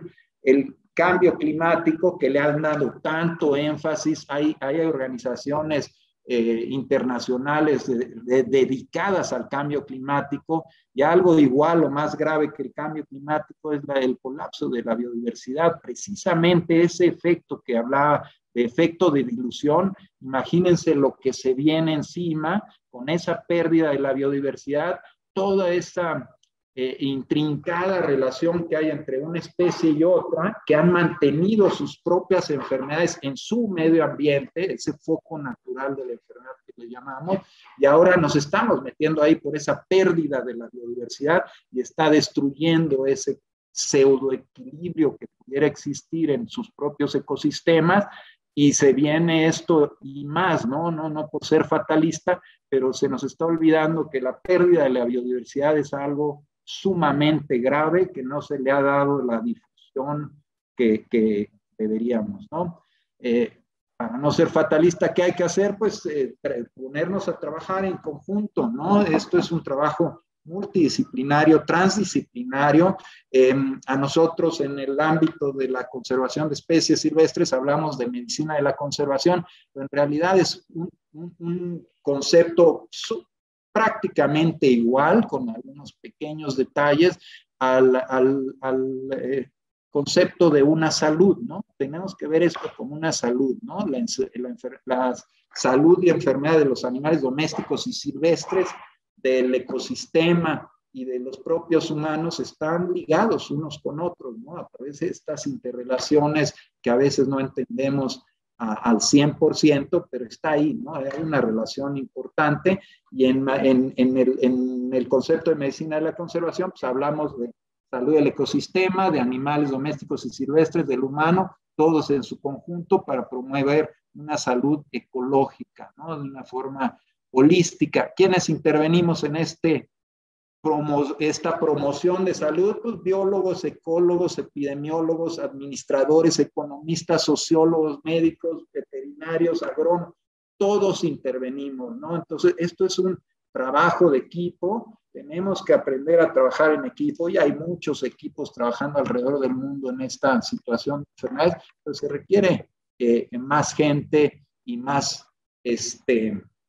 apoyo, ¿no? Sobre todo, pues quisiéramos hacer 1000 cosas y hay gente esperando apoyos para seguir sus trabajos, ¿no? Entonces, ¿qué queremos hoy en día? Conocer la ecología de las enfermedades, más allá de la epidemiología tradicional que hemos estudiado y es parte de nuestra carrera. La ecología va mucho más allá, ¿no? Incluye la epidemiología y esa ecología, pues tenemos que aprender de dónde vienen las enfermedades, cómo esos microbios, esos patógenos han estado circulando por millones de años en esas poblaciones y entenderlo. Si lo entendemos, esa ecología, podemos intervenir en un momento dado. Si ni siquiera sabemos cómo se transmiten esas enfermedades, ¿cómo vamos a hacer algo al respecto, ¿no? Por eso se requiere mucho estudio. Hay algunos de las referencias de quienes han estado promoviendo este concepto de medicina de la conservación, muy de la mano con una salud, salud del ecosistema, salud de cómo funcionan. Ese es el reporte que les decía, de pandemias y biodiversidad, está en línea, el IPBES del 2020, lo encuentran de inmediato, es muy reciente, y pues profesores de la Facultad de Veterinaria intervinieron en este documento, ¿no? Del área de fauna silvestre y de ecología de enfermedades. ¿Qué hay que hacer también? Además de trabajar en equipo, buscar fuentes confiables, no a la primera, lo que encontramos en internet, ya lo habíamos comentado en el otro seminario. Hay que buscar la información de primera mano que está surgiendo. Obviamente hay cosas que todavía no entendemos, se está estudiando y estamos aprendiendo muchísimo con esta pandemia, pero hay que buscar fuentes confiables, ¿no? No cualquier tweet que sale todos los días y que nos desorienta, y en general desorienta a mucha gente. Mejor aprender de quienes están estudiando esto de primera mano, ¿no? Y eso sería todo. Ahí están los lobitos, recién nacido, del 24 de abril. Ya recibieron este lunes pasado su segunda vacuna. Es un programa de medicina preventiva. A eso nos dedicamos muchos de nosotros, a prevenir las enfermedades. Y es un esquema muy similar al de un perro. Nada más, de ahí viene, del lobo viene el perro. Este es un lobo mexicano en grave peligro de extinción. Estuvieron a punto de extinguirse, quedaron 7 lobos mexicanos en todo el mundo inicialmente, y hoy en día hay más de 500, ¿no? Estos son los 5 más jóvenes de esos 500 que hay hoy en día en el mundo, y que pues procuramos su salud. ¿Cómo sabemos si un lobo mexicano no se puede contagiar de COVID y se extinga, ¿no? Como dicen, toco madera, porque no quisiéramos, tomamos todas las precauciones habidas y por haber, para pues ahora no ser ese derrame inverso, que ahora nosotros le estemos contagiando esas enfermedades que pueden ponerlos en peligro de aquí para allá, y eso es lo que aparentemente pudiera llegar a suceder con el COVID. Hay que seguir estudiando y aprendiendo de todo esto que estamos viviendo. Muchas gracias. Muchas gracias, Fernando, por esta gran presentación. Y de nuevo, felicidades por el triunfo que hemos tenido con la reproducción y la recuperación. A los papás que se aplicaron, ellos son los que hay que felicitar. Que le echaron ganas. Sí, muchas gracias, Fernando. Fernando nos recuerda, bueno, la importancia de valorar el trabajo científico. La ciencia es la que finalmente nos ayudará a encontrar respuestas. Nos advierte también sobre los peligros de la urbanización. El mundo es cada vez más urbano, cada vez le quitamos más kilómetros cuadrados a los ecosistemas y esto también nos pone en contacto con diversas especies y bueno, ahí tenemos ciertamente un desafío. Nos advierte sobre la pérdida de biodiversidad. Creo que todo el mundo se quedó en el análisis cuando veíamos las mareas que presentaba en su presentación, veíamos las mareas del cambio climático, pero había una más grande, la más grande de todas, que es la pérdida de biodiversidad. Creo que todos nos quedamos con cambio climático y no hemos valorado debidamente la importancia que tiene perder la biodiversidad, más en países como México, que somos biodiversos, pero hablando del planeta, pues evidentemente lo que pase en alguna localidad va a tener impactos para todos. Se ha dicho mucho lo que implica, por ejemplo, la deforestación en la Amazonía, ¿no? Y cómo esto le pega a todo el mundo. Entonces, tenemos que ser, pues, más receptivos a este tipo de análisis. Me hizo recordar, Fernando, también cuando China construyó la presa de las Tres Gargantas, una obra de infraestructura de gran envergadura que implicó desplazar de ese lugar a 1 millón de personas. Eso, por supuesto, tuvo impactos brutales en los ecosistemas de la región. Pero bueno, hay quien dice que esto se hace en aras de la modernización y de mejorar la calidad de vida de las personas, pero creo que hay algunos elementos que no se están ponderando en este tipo de decisiones, como por ejemplo los estudios de impacto ambiental, que ahora pues son tan fundamentales. Agradecemos entonces a Fernando su presentación. Tenemos ya a Cristian Gortázar, bienvenido, y le vamos a pedir que haga uso de la palabra, por favor. Muy bien, pues nada, primero disculpas por el retraso en acceder a la conexión, cuestiones de horarios de intervención en varias cosas al mismo tiempo.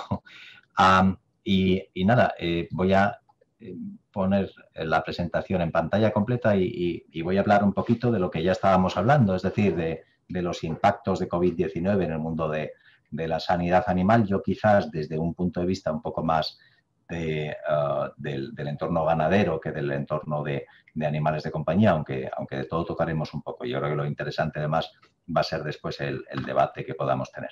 Entonces voy a hablar un poquito del contexto, de los coronavirus y los animales, un poquito de esa relación con la ganadería, cuáles pueden ser algunas consecuencias, sobre todo de COVID-19, sobre esa actividad a corto, a largo plazo.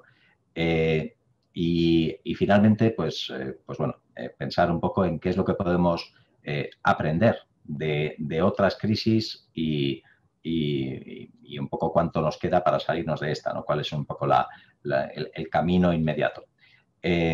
Bueno, esto me imagino que ya habrá salido varias veces. Es evidente que la diversidad de patógenos que existe en determinados grupos taxonómicos pues es enorme. Los murciélagos son uno de ellos y particularmente en relación con los coronavirus pues son un hospedador muy importante donde seguramente evolucionaron desde luego los beta coronavirus y algunos más y donde la diversidad, la biodiversidad de virus que se mantiene pues es enorme y todavía está en buena medida por descubrir. De los coronavirus se va sabiendo bastante, sobre todo desde que en el 2003 surgió la alarma por el SARS-1, pues evidentemente ha habido muchísimos estudios, revisiones, etcétera, etcétera, y se van conociendo cosas. Así se conoce perfectamente pues cuál es la relación que existe entre determinados grupos de murciélagos y determinados grupos también de virus de este conjunto taxonómico que son los corona. ¿Qué es lo que ocurre para que ahora estén emergiendo aparentemente más que antes? Pues seguramente algo de lo que se ha hablado, no solo esa pérdida de de diversidad, sino sobre todo la mayor proximidad entre esa diversidad y nosotros, bien nosotros directamente o bien nuestras especies domésticas. Al final, cuando hay un mayor solapamiento, como indicaría la parte derecha de este gráfico, pues la probabilidad de salto de especie de estos patógenos, pues evidentemente está más cercana. Como saben también, históricamente, los coronavirus vienen saltando desde sus reservorios animales o desde sus orígenes animales hacia las personas desde hace miles de años. Hay un evento que se calcula que se puede producir en torno a la Edad Media, en torno al año 1200. Y otros eventos se pudieron producir posiblemente en torno a 1700 o en torno a comienzos o a mediados del siglo pasado, etcétera, etcétera. Bien, y más recientemente, en el 2002, ocurrió el salto del SARS coronavirus 1, como sabemos, mediado posiblemente por carnívoros, probablemente por civetas. En el 2011 o 12, el salto de MERS, que se produjo mediado por dromedarios en ese caso, y más recientemente, como se sabe, el SARS coronavirus 2, del cual el intermediario, aunque se sospecha firmemente que pueda ser un carnívoro, pues lo cierto es que todavía no se conoce. Pero bueno, en definitiva, los eventos de salto se producen con cierta regularidad.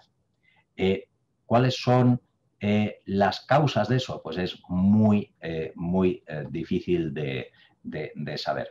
Lo que sí conocemos mejor es la consecuencia, y la consecuencia mediada evidentemente por nuestra interconexión, por la globalización, por el transporte internacional, etcétera, es que un virus que emergió originalmente en China o zonas próximas se difundió a nivel mundial de forma casi inmediata, demostrando efectivamente uno de los principales riesgos de la globalización, que es la globalización de los patógenos. Bueno, todo esto, ¿qué tiene que ver con la producción animal? Pues evidentemente la llegada de COVID-19 tuvo un impacto en la cadena de producción. Hubo de repente dificultades en el suministro de alimentos, en el transporte de animales, en el sacrificio de animales, en toda una serie de actividades. Y eso, a su vez, pues puso bajo presión algunas industrias, por ejemplo, la del porcino y la de avicultura en países como Estados Unidos. Supuso también un reto para el cuidado y el bienestar animal, porque evidentemente pues ahí hubo situaciones nada deseables. Y pone, digamos, en peligro también, o supone un reto para la propia sanidad animal, con efectos a corto y a largo plazo. ¿Eso por qué es? Bueno, pues evidentemente tuvimos unos, digamos, mediadores inmediatos, el confinamiento, la inactividad. Vamos a tener unos mediadores que se han aludido en la charla anterior, que es la recesión, la crisis económica que viene después de la crisis sanitaria, y eso tiene una serie de consecuencias, tanto en cuanto a cómo miramos ahora las infecciones por coronavirus y cómo las mirábamos antes. Tiene consecuencias sobre otras enfermedades, porque de alguna forma estamos centrando los recursos en una cosa y nos estamos a veces desentendiendo de otras tan importantes. Y también supone una merma en nuestra capacidad de responder a nuevas emergencias, porque estamos fijándonos solamente en la emergencia actual, ¿no? Bien, entonces, este esquema representaría esa diferencia entre los efectos a corto plazo, con la interrupción, por ejemplo, de las pruebas de tuberculosis en algunos casos, o con la presencia de más vida silvestre en determinadas explotaciones por el confinamiento de los humanos. Pero también están los efectos económicos a largo plazo que dan lugar por una serie de mecanismos, pues al final, a más problemas sanitarios. Eso es una cosa teórica que elaboramos en su día, pero que realmente se va confirmando. Ya hay artículos hablando, por ejemplo, en el Reino Unido, de que a raíz de la crisis de COVID-19, pues está habiendo una serie de limitaciones para las pruebas de tuberculosis en el ganado. Y hay precedentes de eso, además. Un artículo muy bonito, que está aquí recortado, donde se observa cómo el brote de fiebre aftosa que ocurrió en el Reino Unido, en las Islas Británicas, y saltó luego también a Holanda, en 2001, tuvo efectos sobre el control de tuberculosis. Esencialmente, una vez que ocurrió la fiebre aftosa y durante un año cesaron en buena medida los controles de tuberculosis, pues hubo un incremento de la tuberculosis en los tiempos posteriores. Digamos, nos centramos en un problema y nos olvidamos de otro, entonces ese otro se nos complica. Lo mismo se está viendo con otras situaciones. Por ejemplo, esta enfermedad vírica causada por un morbillivirus, la peste de Petit Ruminant, se está trabajando con ella con vacunación, fundamentalmente en África y en partes de Asia, y ya hay un informe de la FAO indicando que este programa pues, está teniendo un frenazo debido a la pandemia de COVID-19, porque evidentemente pues, surgen problemas para la distribución de vacunas, para su aplicación, etcétera, etcétera. Más ejemplos de globalización y de pandemias que tienen que ver con esto. Este es en realidad una especie de teoría de la conspiración, porque todavía es un preprint, todavía no está pasado por pares, pero me parece un artículo inteligente y una hipótesis muy curiosa. Estos autores lo que plantean es que la emergencia en el continente asiático, o euroasiático si queremos, de la peste porcina africana, que dio lugar a una subida espectacular de los precios de la carne de porcino, la carne más consumida por el consumidor medio chino, pues ocurrió justamente antes de la emergencia de SARS-CoV-2. Sugieren los autores que la emergencia pudo tener que ver con que al encarecerse la carne habitual, la de porcino, el consumidor se tuvo que ir a buscar carnes alternativas, por ejemplo, de carnívoro silvestre, y de alguna forma potenciar la posibilidad de salto. Insisto, es una teoría de la conspiración, no se queden con esto como un dogma de fe, pero me parece un ejemplo curioso de cómo una pandemia animal puede dar lugar a una pandemia humana. Y bueno, pues hay muchos más ejemplos un poco en ese sentido. Yendo ya un poco más concretamente a especies animales y coronavirus, pues ya se ha mencionado el tema de los bisones americanos de granja, los mink, donde no solo se ha observado el salto de humano a bisón, sino, lo que es más interesante, el salto de bisón a humano con un coronavirus ligeramente modificado, afortunadamente sin afectar significativamente a su transmisibilidad ni a su capacidad patógena, pero eventualmente pues algo así podría ocurrir en el futuro en alguna otra especie o en algún otro caso. A raíz de eso, evidentemente, pues todos los países industrializados y sobre todo aquellos países que tienen explotaciones de bisón de granja, pues han puesto en marcha medidas de vigilancia, medidas de monitorización. Eso ocurre en Europa, ocurre en Norteamérica, ocurre, en fin, en todos los sitios donde eso es un asunto relevante. Y, paralelamente, pues hemos empezado a mirar también qué pasa con otros animalillos. Esto no es un bisón de granja, esto es un hurón, y en este caso no es un hurón de granja ni experimental, sino que es un hurón doméstico, que se tienen en muchos países con cada vez más frecuencia como mascotas, como animales de compañía, y en el caso de España y algunos otros países europeos también son importantes como animal de trabajo, porque son importantes para el control de plagas de conejo, como elemento en la caza de conejos. Bien, pues en estos animalillos hemos encontrado la circulación del SARS-CoV-2, afortunadamente sin mayores consecuencias ni mayores implicaciones, pero bueno, indica que claramente pues, es un objeto interesante de vigilancia. ¿Qué pasa con las especies de producción? Bueno, ya sabemos que los carnívoros son importantes, pero los carnívoros no son una especie de producción, digamos, significativa. Son mucho más importantes las vacas, las ovejas, las cabras, los cerdos, los conejos, etcétera, etcétera. Bueno, pues en algunos de ellos, en alguna ocasión ha habido algún experimento. En principio parece que no haya demasiada importancia. Quizás convendría mirar un poco más en detalle en algún caso, pero bueno. Pero ha habido una sorpresa interesante.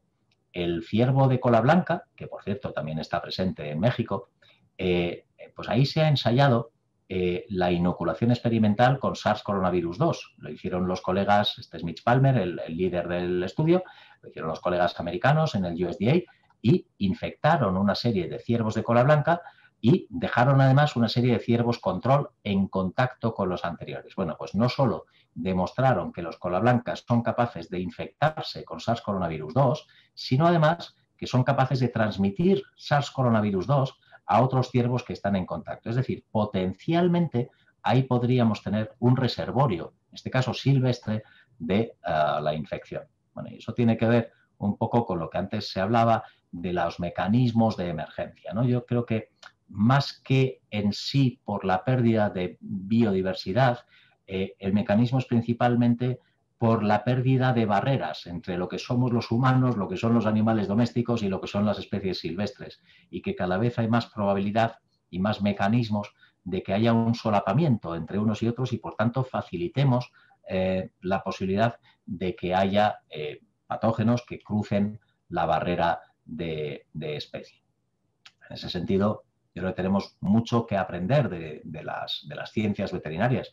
Tenemos experiencia incluso en la erradicación de algún virus muy problemático, como es el de la peste bovino, ¿no? el de Rinderpest.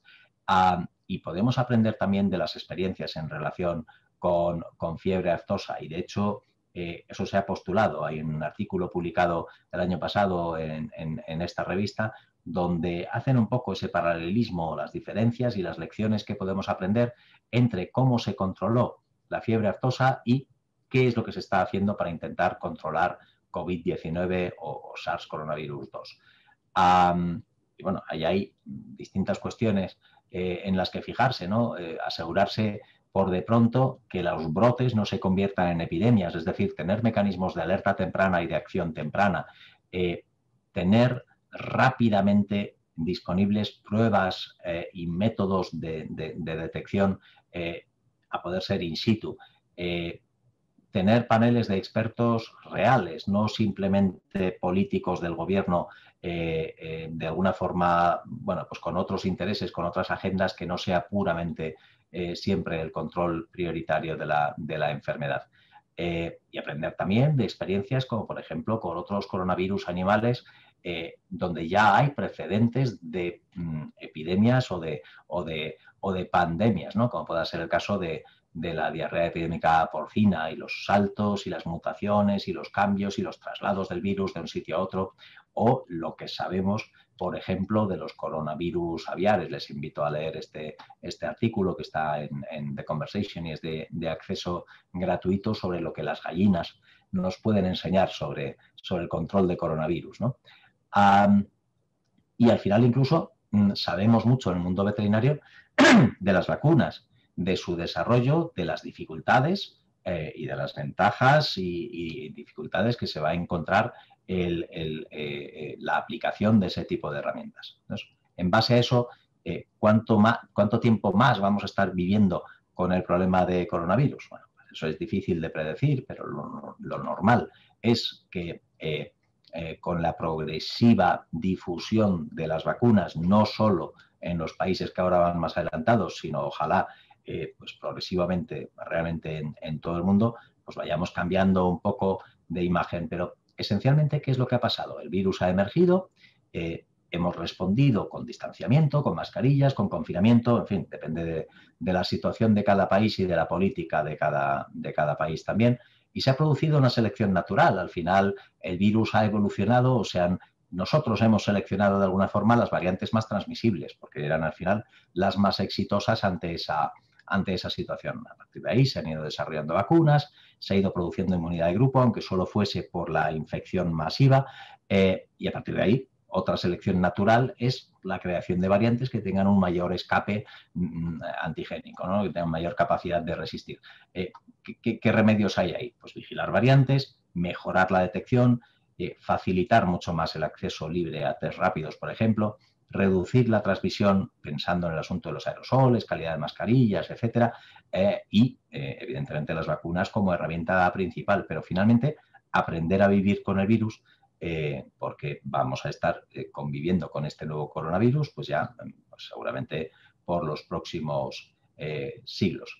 En todo esto no he mencionado los reservorios animales, porque ahora mismo no hay ninguna indicación, ningún hecho objetivo que nos diga realmente los reservorios animales son importantes, pero en cualquier momento las cosas pueden cambiar. En cualquier momento alguien puede descubrir, oye, Pues que aquí hay una población de ciervos de la especie que sea que están manteniendo la circulación del virus, o una población de carnívoros de tal especie que están manteniendo la circulación del virus. Y si hay un mantenimiento de la circulación, puede haber una adaptación y eventualmente puede haber una readaptación en la vuelta al humano que eventualmente pues pueda dar lugar a mayores preocupaciones o nuevos retos en cualquier caso.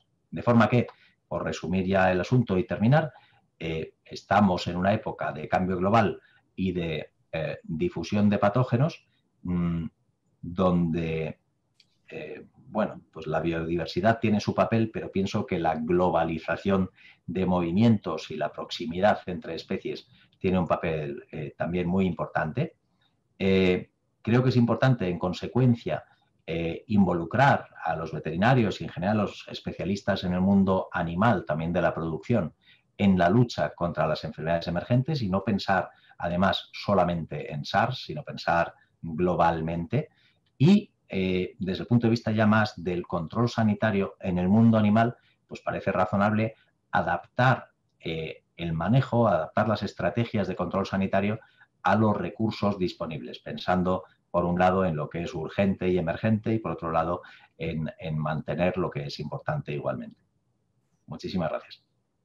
Muchas gracias a Cristian Gortázar por esta espléndida exposición, donde nos recuerda la relevancia que tiene la globalización de los patógenos y también los riesgos de poner la mirada, haciendo un poco una similitud con esto de mirar el árbol y no el bosque, o sea, mirar tanto al coronavirus y dejar de ver todo lo que está pasando y canalizar todos los recursos y los esfuerzos al combate del coronavirus, pero descontextualizándonos de todo lo demás que está pasando.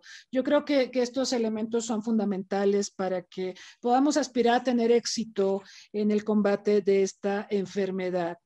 Entonces, miren, tenemos poco tiempo. Vamos a tomar las preguntas. Invitamos, por supuesto, al público aquí en Zoom y a quienes nos están viendo en Facebook Live a que nos manden sus preguntas para los expositores. Hay ya bastantes preguntas. Y antes de leerlas y de darles el uso de la palabra a los expositores en el orden en que se han presentado, vamos a presentarles la encuesta de hoy. La encuesta de hoy, pues, versa justamente sobre COVID, zoonosis y salud animal.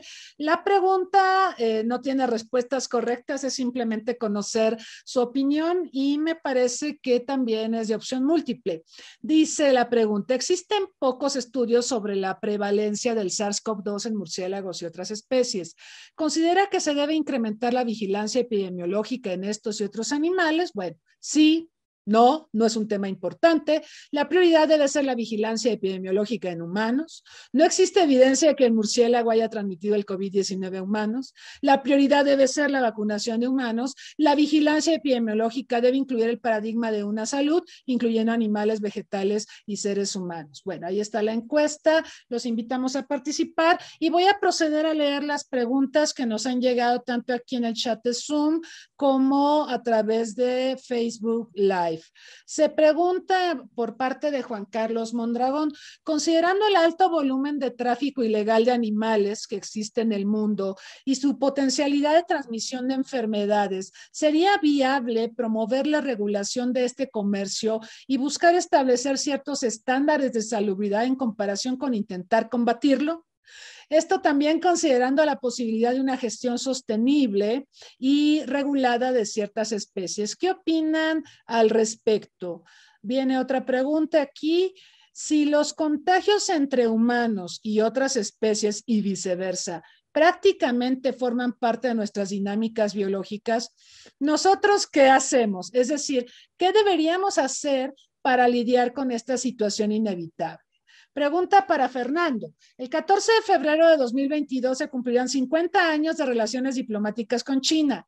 ¿Se tiene prevista alguna negociación para que ese país nos den préstamo? Pues ojalá nos los manden sin préstamo. Osos Panda, aprovechando los buenos términos de dichas relaciones. Y aparte hay otras preguntas más, las leo rápidamente. ¿Los criaderos son más peligrosos que los animales silvestres con los que los humanos tenemos interacciones?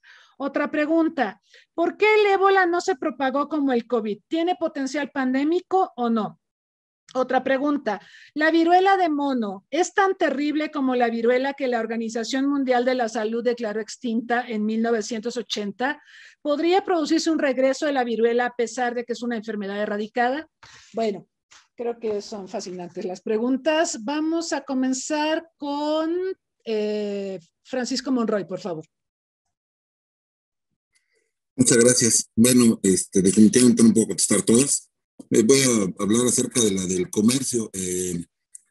Hace 2 o 3 años identificamos nosotros en el CONASA, en el Consejo Técnico Consultivo Nacional de Salud Animal, específicamente en el Comité Acuícola, el problema del tráfico ilegal de especies, sobre todo por vía electrónica. Es impresionante lo que se puede mover.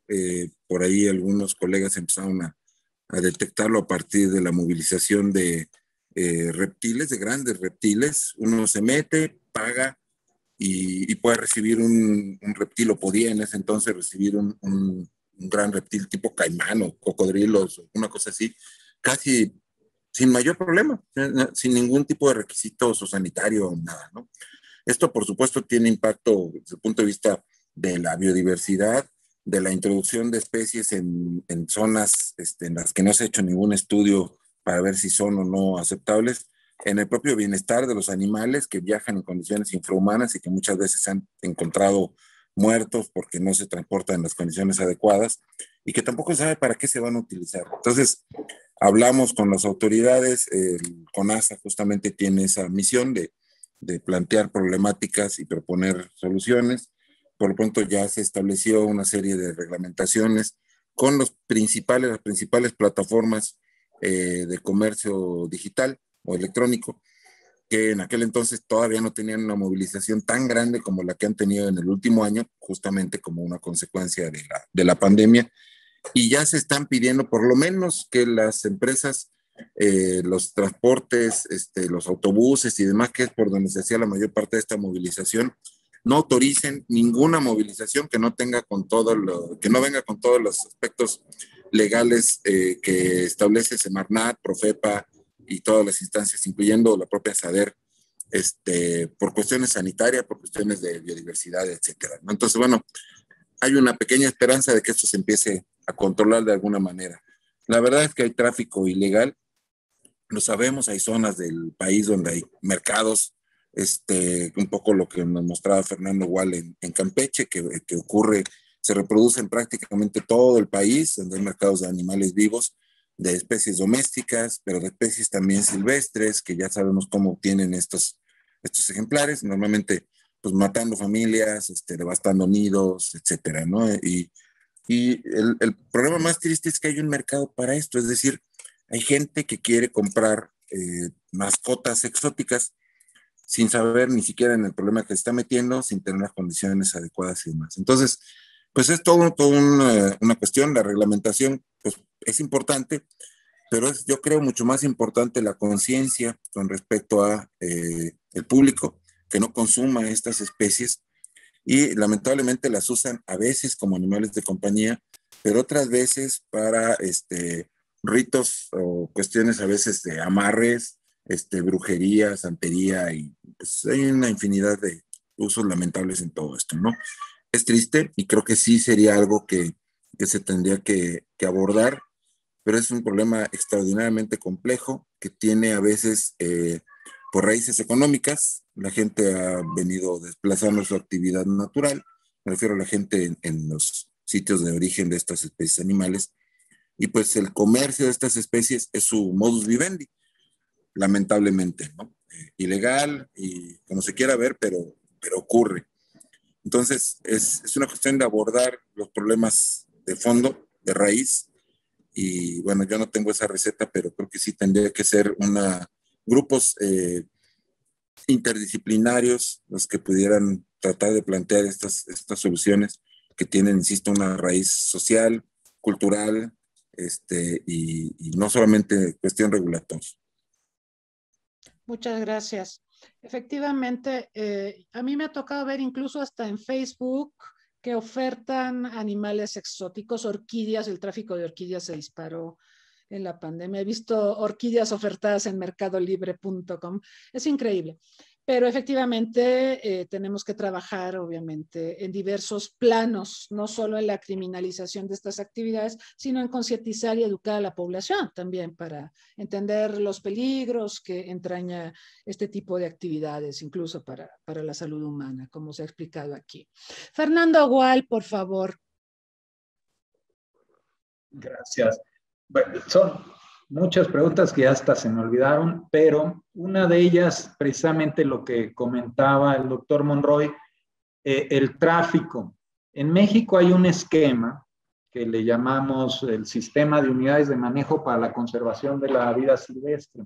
Hay más de 13, le llamamos UMAS por sus siglas, que me coinciden, y esas UMAS suman casi 13,000 en todo el territorio de México. Es un esquema que inició entre el 98 y el 2000, cuando se publicó la Ley General de Vida Silvestre, y en su momento fue algo sumamente novedoso. Si la gente que convive con el recurso natural no cuida su propio recurso, pues es lo más probable es que se termine. Ahora, de todos modos, ellos de alguna manera tienen que sacar provecho de ese recurso. A lo mejor es una forma de verlo solamente desde el punto de vista del ser humano, aprovechar esos recursos. Sin embargo, en la medida que se pueda regular este tráfico, que es la intención de las UMAS, evita el tráfico ilegal. Obviamente el tráfico ilegal, ese sí tiene un impacto importante en lo que estamos viendo, ¿no? Si ese tráfico ilegal, los animales, obviamente ningún veterinario revisó que estuvieran sanos para la venta, ni mucho menos, las condiciones son pésimas, se mueren muchos animales, la mayoría en ese tráfico, desde la captura hasta la venta final, y después se acaban muriendo el resto, ya que los compraron. Sin embargo, ese esquema para el uso sustentable de estos recursos existe en México. Estoy hablando de México, hay otros esquemas similares en otros países, y lo que hemos visto en muchas situaciones es mejor regular que prohibir. Cuando se prohíbe, obviamente genera un mercado ilegal, definitivamente. En un mundo ideal, a lo mejor algún día pensaremos que en estas épocas éramos retrógradas y comercializábamos fauna silvestre, y eso no debió de ser. Sigue sucediendo y es mejor regularlo que prohibirlo. Entonces, hay un esquema en México que son las UMAS para conservar a través del uso racional de esos recursos. Entonces, la implementación es lo que tendríamos que apuntalar, ¿no? Y que haya suficientes inspectores, que haya gente bien preparada dando los permisos de aprovechamiento sustentable de esos recursos o aprovechamiento extractivo, y que esa regulación funcione. Tan pronto, el problema es que mucha gente no entiende este esquema, y hay legisladores que han atentado en contra de esta Ley General de Vida Silvestre, prohibiendo dentro de la misma ley que permite el aprovechamiento sustentable o sostenible de estos recursos, lo prohíben. Entonces, ¿qué pasó con la prohibición? Es algo muy específico que sucede aquí, de los citácidos, o sea, los pericos, loros, guacamayas, que ya se comercializaban legalmente en UMAS, que criaban animales legales para la venta y para evitar la venta ilegal de estos animales. A la hora de prohibir que esas UMAS pudieran comercializarlo, se vino de nuevo el comercio ilegal y el tráfico de especies de estas. Entonces, hay gente que no comprende el esquema, que tendría que legislar conociendo a fondo este esquema, porque fue muy novedoso en los 90, en el 2000, que fue cuando ya se implementó, y que ha evitado que muchas especies se trafiquen ilegalmente, porque hay un comercio legal regulado a través de estas UMAS. Entonces, es todo un tema gigantesco ese, y hay gente que vive de esto, y que gracias a esto se han conservado algunas especies, porque evita ese tráfico ilegal al hacer accesible animales que fueron criados bajo cuidado humano, para la venta. A lo mejor hay gente que no comprende eso y a futuro diremos, no es posible que vendieran animales. En este momento hay un tráfico legal o ilegal, mejor regularlo que prohibirlo. Y ahí es un tema gigante. Lo de los pandas, pues ojalá que la República Popular China pues nos ayude a regresar. Hoy, precisamente hoy, es el cumpleaños número 31 de Xinxin, la hija de Togui. Hace un rato hicimos un reportaje para celebrarlo. Hace 15 días cumplió su tía, Xuan Xuan, cumplió 34 años. Son los pandas gigantes más longevos fuera de China. Y pues cada año que pasa los celebramos con bombo y platillo porque son una joya que tenemos aquí en México, y que gracias a que la República Popular China regaló al Estado mexicano en el 10 de septiembre de 1975, llegaron los 2 pandas, así como en España, y recibieron a unos pandas y luego tuvieron a Chulín, que duró ahí muchos años en España. Aquí tenemos a Xinxin y a Xuan Xuan, que están cumpliendo 31 y 34 años, y que es una joya y un lujo tenerlos aquí. Ya son animales muy longevos, los más viejos fuera de China, y que ojalá pues se puedan tener buenas relaciones, continuar con esas buenas relaciones con el gobierno, y algún esquema habrá. El resto de pandas gigantes del mundo son propiedad de China. China ha decidido que ese es su esquema de conservación, y ha sido sumamente exitoso porque la cantidad de pandas hoy en día duplica, casi triplica lo que había hace algunos años. Entonces, ese esquema de que el gobierno de la República Popular China proteja ese recurso y lo rente en préstamos reproductivos para su conservación, y ese dinero se vaya a la conservación del panda, pues por lo visto ha sido exitoso. Entonces pues van por buenas vías, ¿no? A lo mejor hay que hacer ese mismo esquema para muchas otras especies que están en grave peligro y que pues se pueden aprovechar de esa manera, promoviendo su reproducción bajo cuidado humano. Hay muchos temas y ya ni me acuerdo de las otras preguntas, pero con todo gusto contestamos todo lo que se pueda más adelante. Muchas gracias. Muchas gracias, Fernando. Me hiciste recordar cuando hablabas de el tráfico legal. Toda la discusión es otro tema, por supuesto, también muy controvertido, que hemos tenido alrededor de la legalización de los usos lúdicos de la marihuana. Ha sido algo que también se ha argumentado, ¿no? Que prohibirlo lleva a que haya un tráfico ilegal creciente y a que todo el mundo quiera pasarse por el arco del triunfo de la prohibición, y que lo mejor era normarlo, y bueno, ahí está, ¿no? Entonces, es polémico, pero puede ser una fórmula esto de la regulación. Cristian Gortázar, por favor. A ver, que active el micrófono. Te pediría que seleccionases una de las preguntas, porque ha sido una ristra tan larga que soy incapaz de seleccionar algo. Bueno, el tema de los criaderos, que si son más peligrosos que los animales silvestres en términos de la interacción con los humanos. Pues, a ver, yo creo que hay un balance ahí, porque los criaderos, las granjas, evidentemente tienen una gran concentración de una especie concreta, pero la biodiversidad natural puede también tener grandes concentraciones. Pensemos en una cueva con una colonia de murciélagos o con varias colonias de distintas especies de murciélagos, y además son especies que potencialmente, al estar más alejadas y al haber estado históricamente menos en contacto con nosotros, el riesgo proporcionalmente puede ser mayor.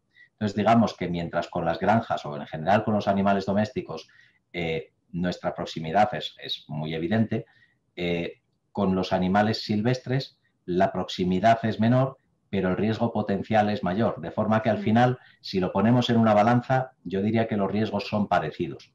De hecho, me molesta un poco el que tienda a analizarse mucho más como un riesgo las granjas, es decir, la producción animal para carne, que las mascotas. Cuando las mascotas posiblemente tengan un contacto más cercano y, si me permiten, hasta más íntimo con las personas. Pero interesantemente, el movimiento sobre todo animalista, defensor de los animales y tal, suele ir muy dirigido contra la producción animal en granja, pero suele ocultar un poco el riesgo que viene de la tenencia de animales domésticos, ¿no? Y no hablemos ya cuando encima esa tenencia de animales domésticos incluye mascotas más o menos exóticas. Entonces ya el abanico que se abre es enorme. Es decir, que hay que ser un poco críticos y no intentar no tratar de identificar lo malo y lo bueno.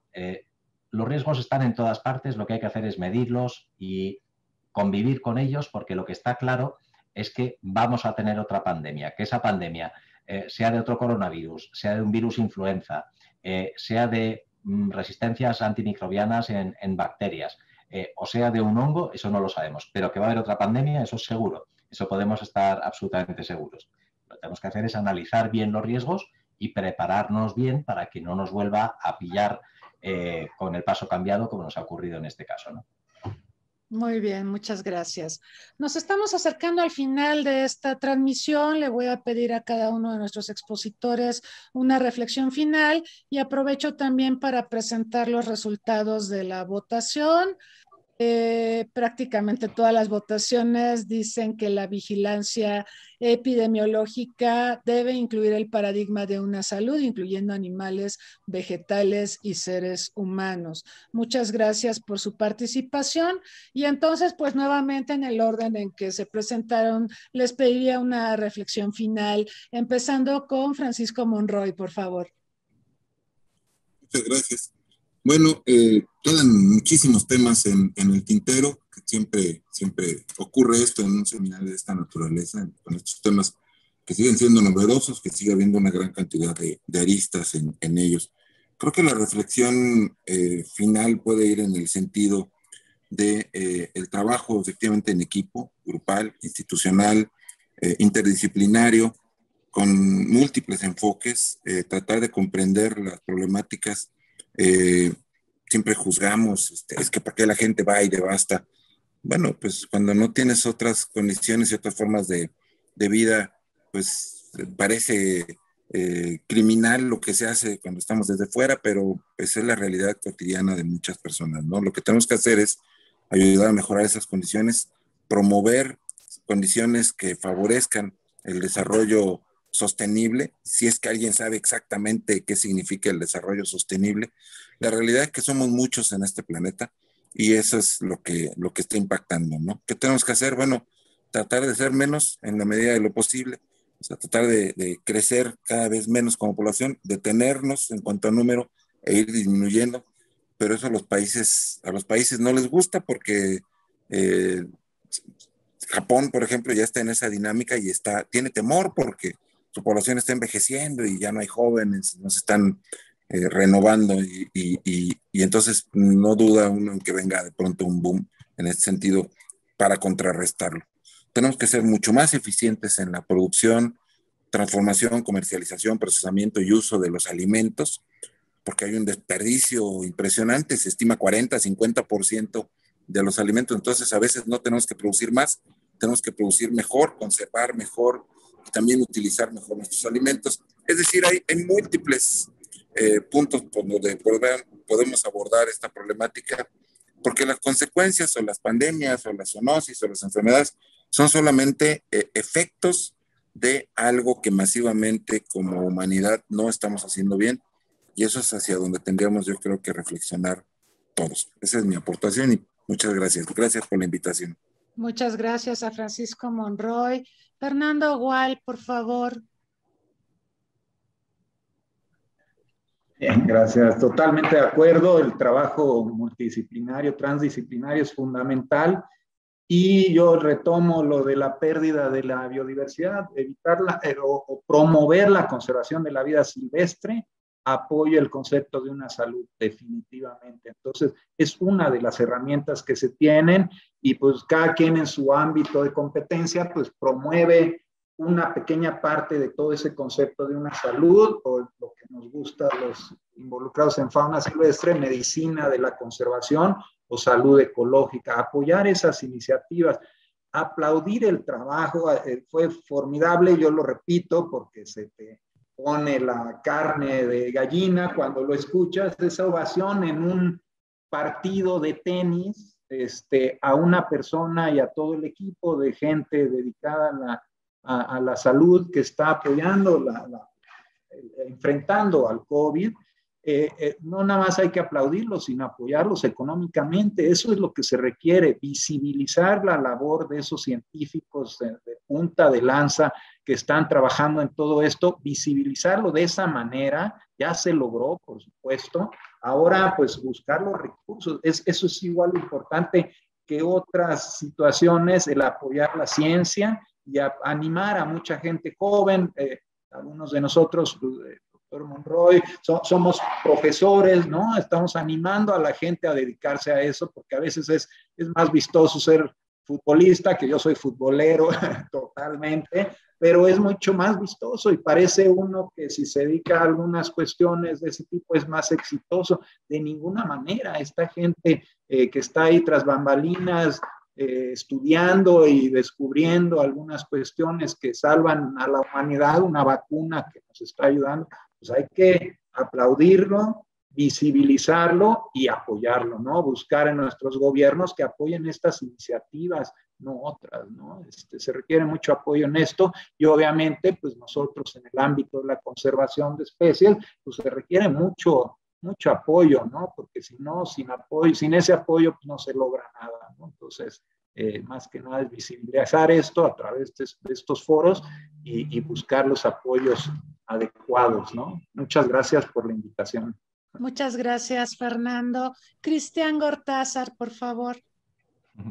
Y por intentar juntar los argumentos de los otros dos ponentes. A ver, al final yo creo que estamos en un entorno donde los problemas van a seguir estando allí. La destrucción forestal, el sobrecrecimiento de la población humana, la sobreexplotación de recursos, la quema de combustibles fósiles, etcétera, etcétera. Estamos en un contexto en el que vamos continuamente a peor. Y creo que la única solución no es la solución japonesa, ¿no? Quiero decir, dejar de crecer está bien, es deseable, pero es improbable, porque al final pues eso afecta a muchas cosas y simplemente pues como humanos seguramente no estamos en general dispuestos, al menos no como colectivo.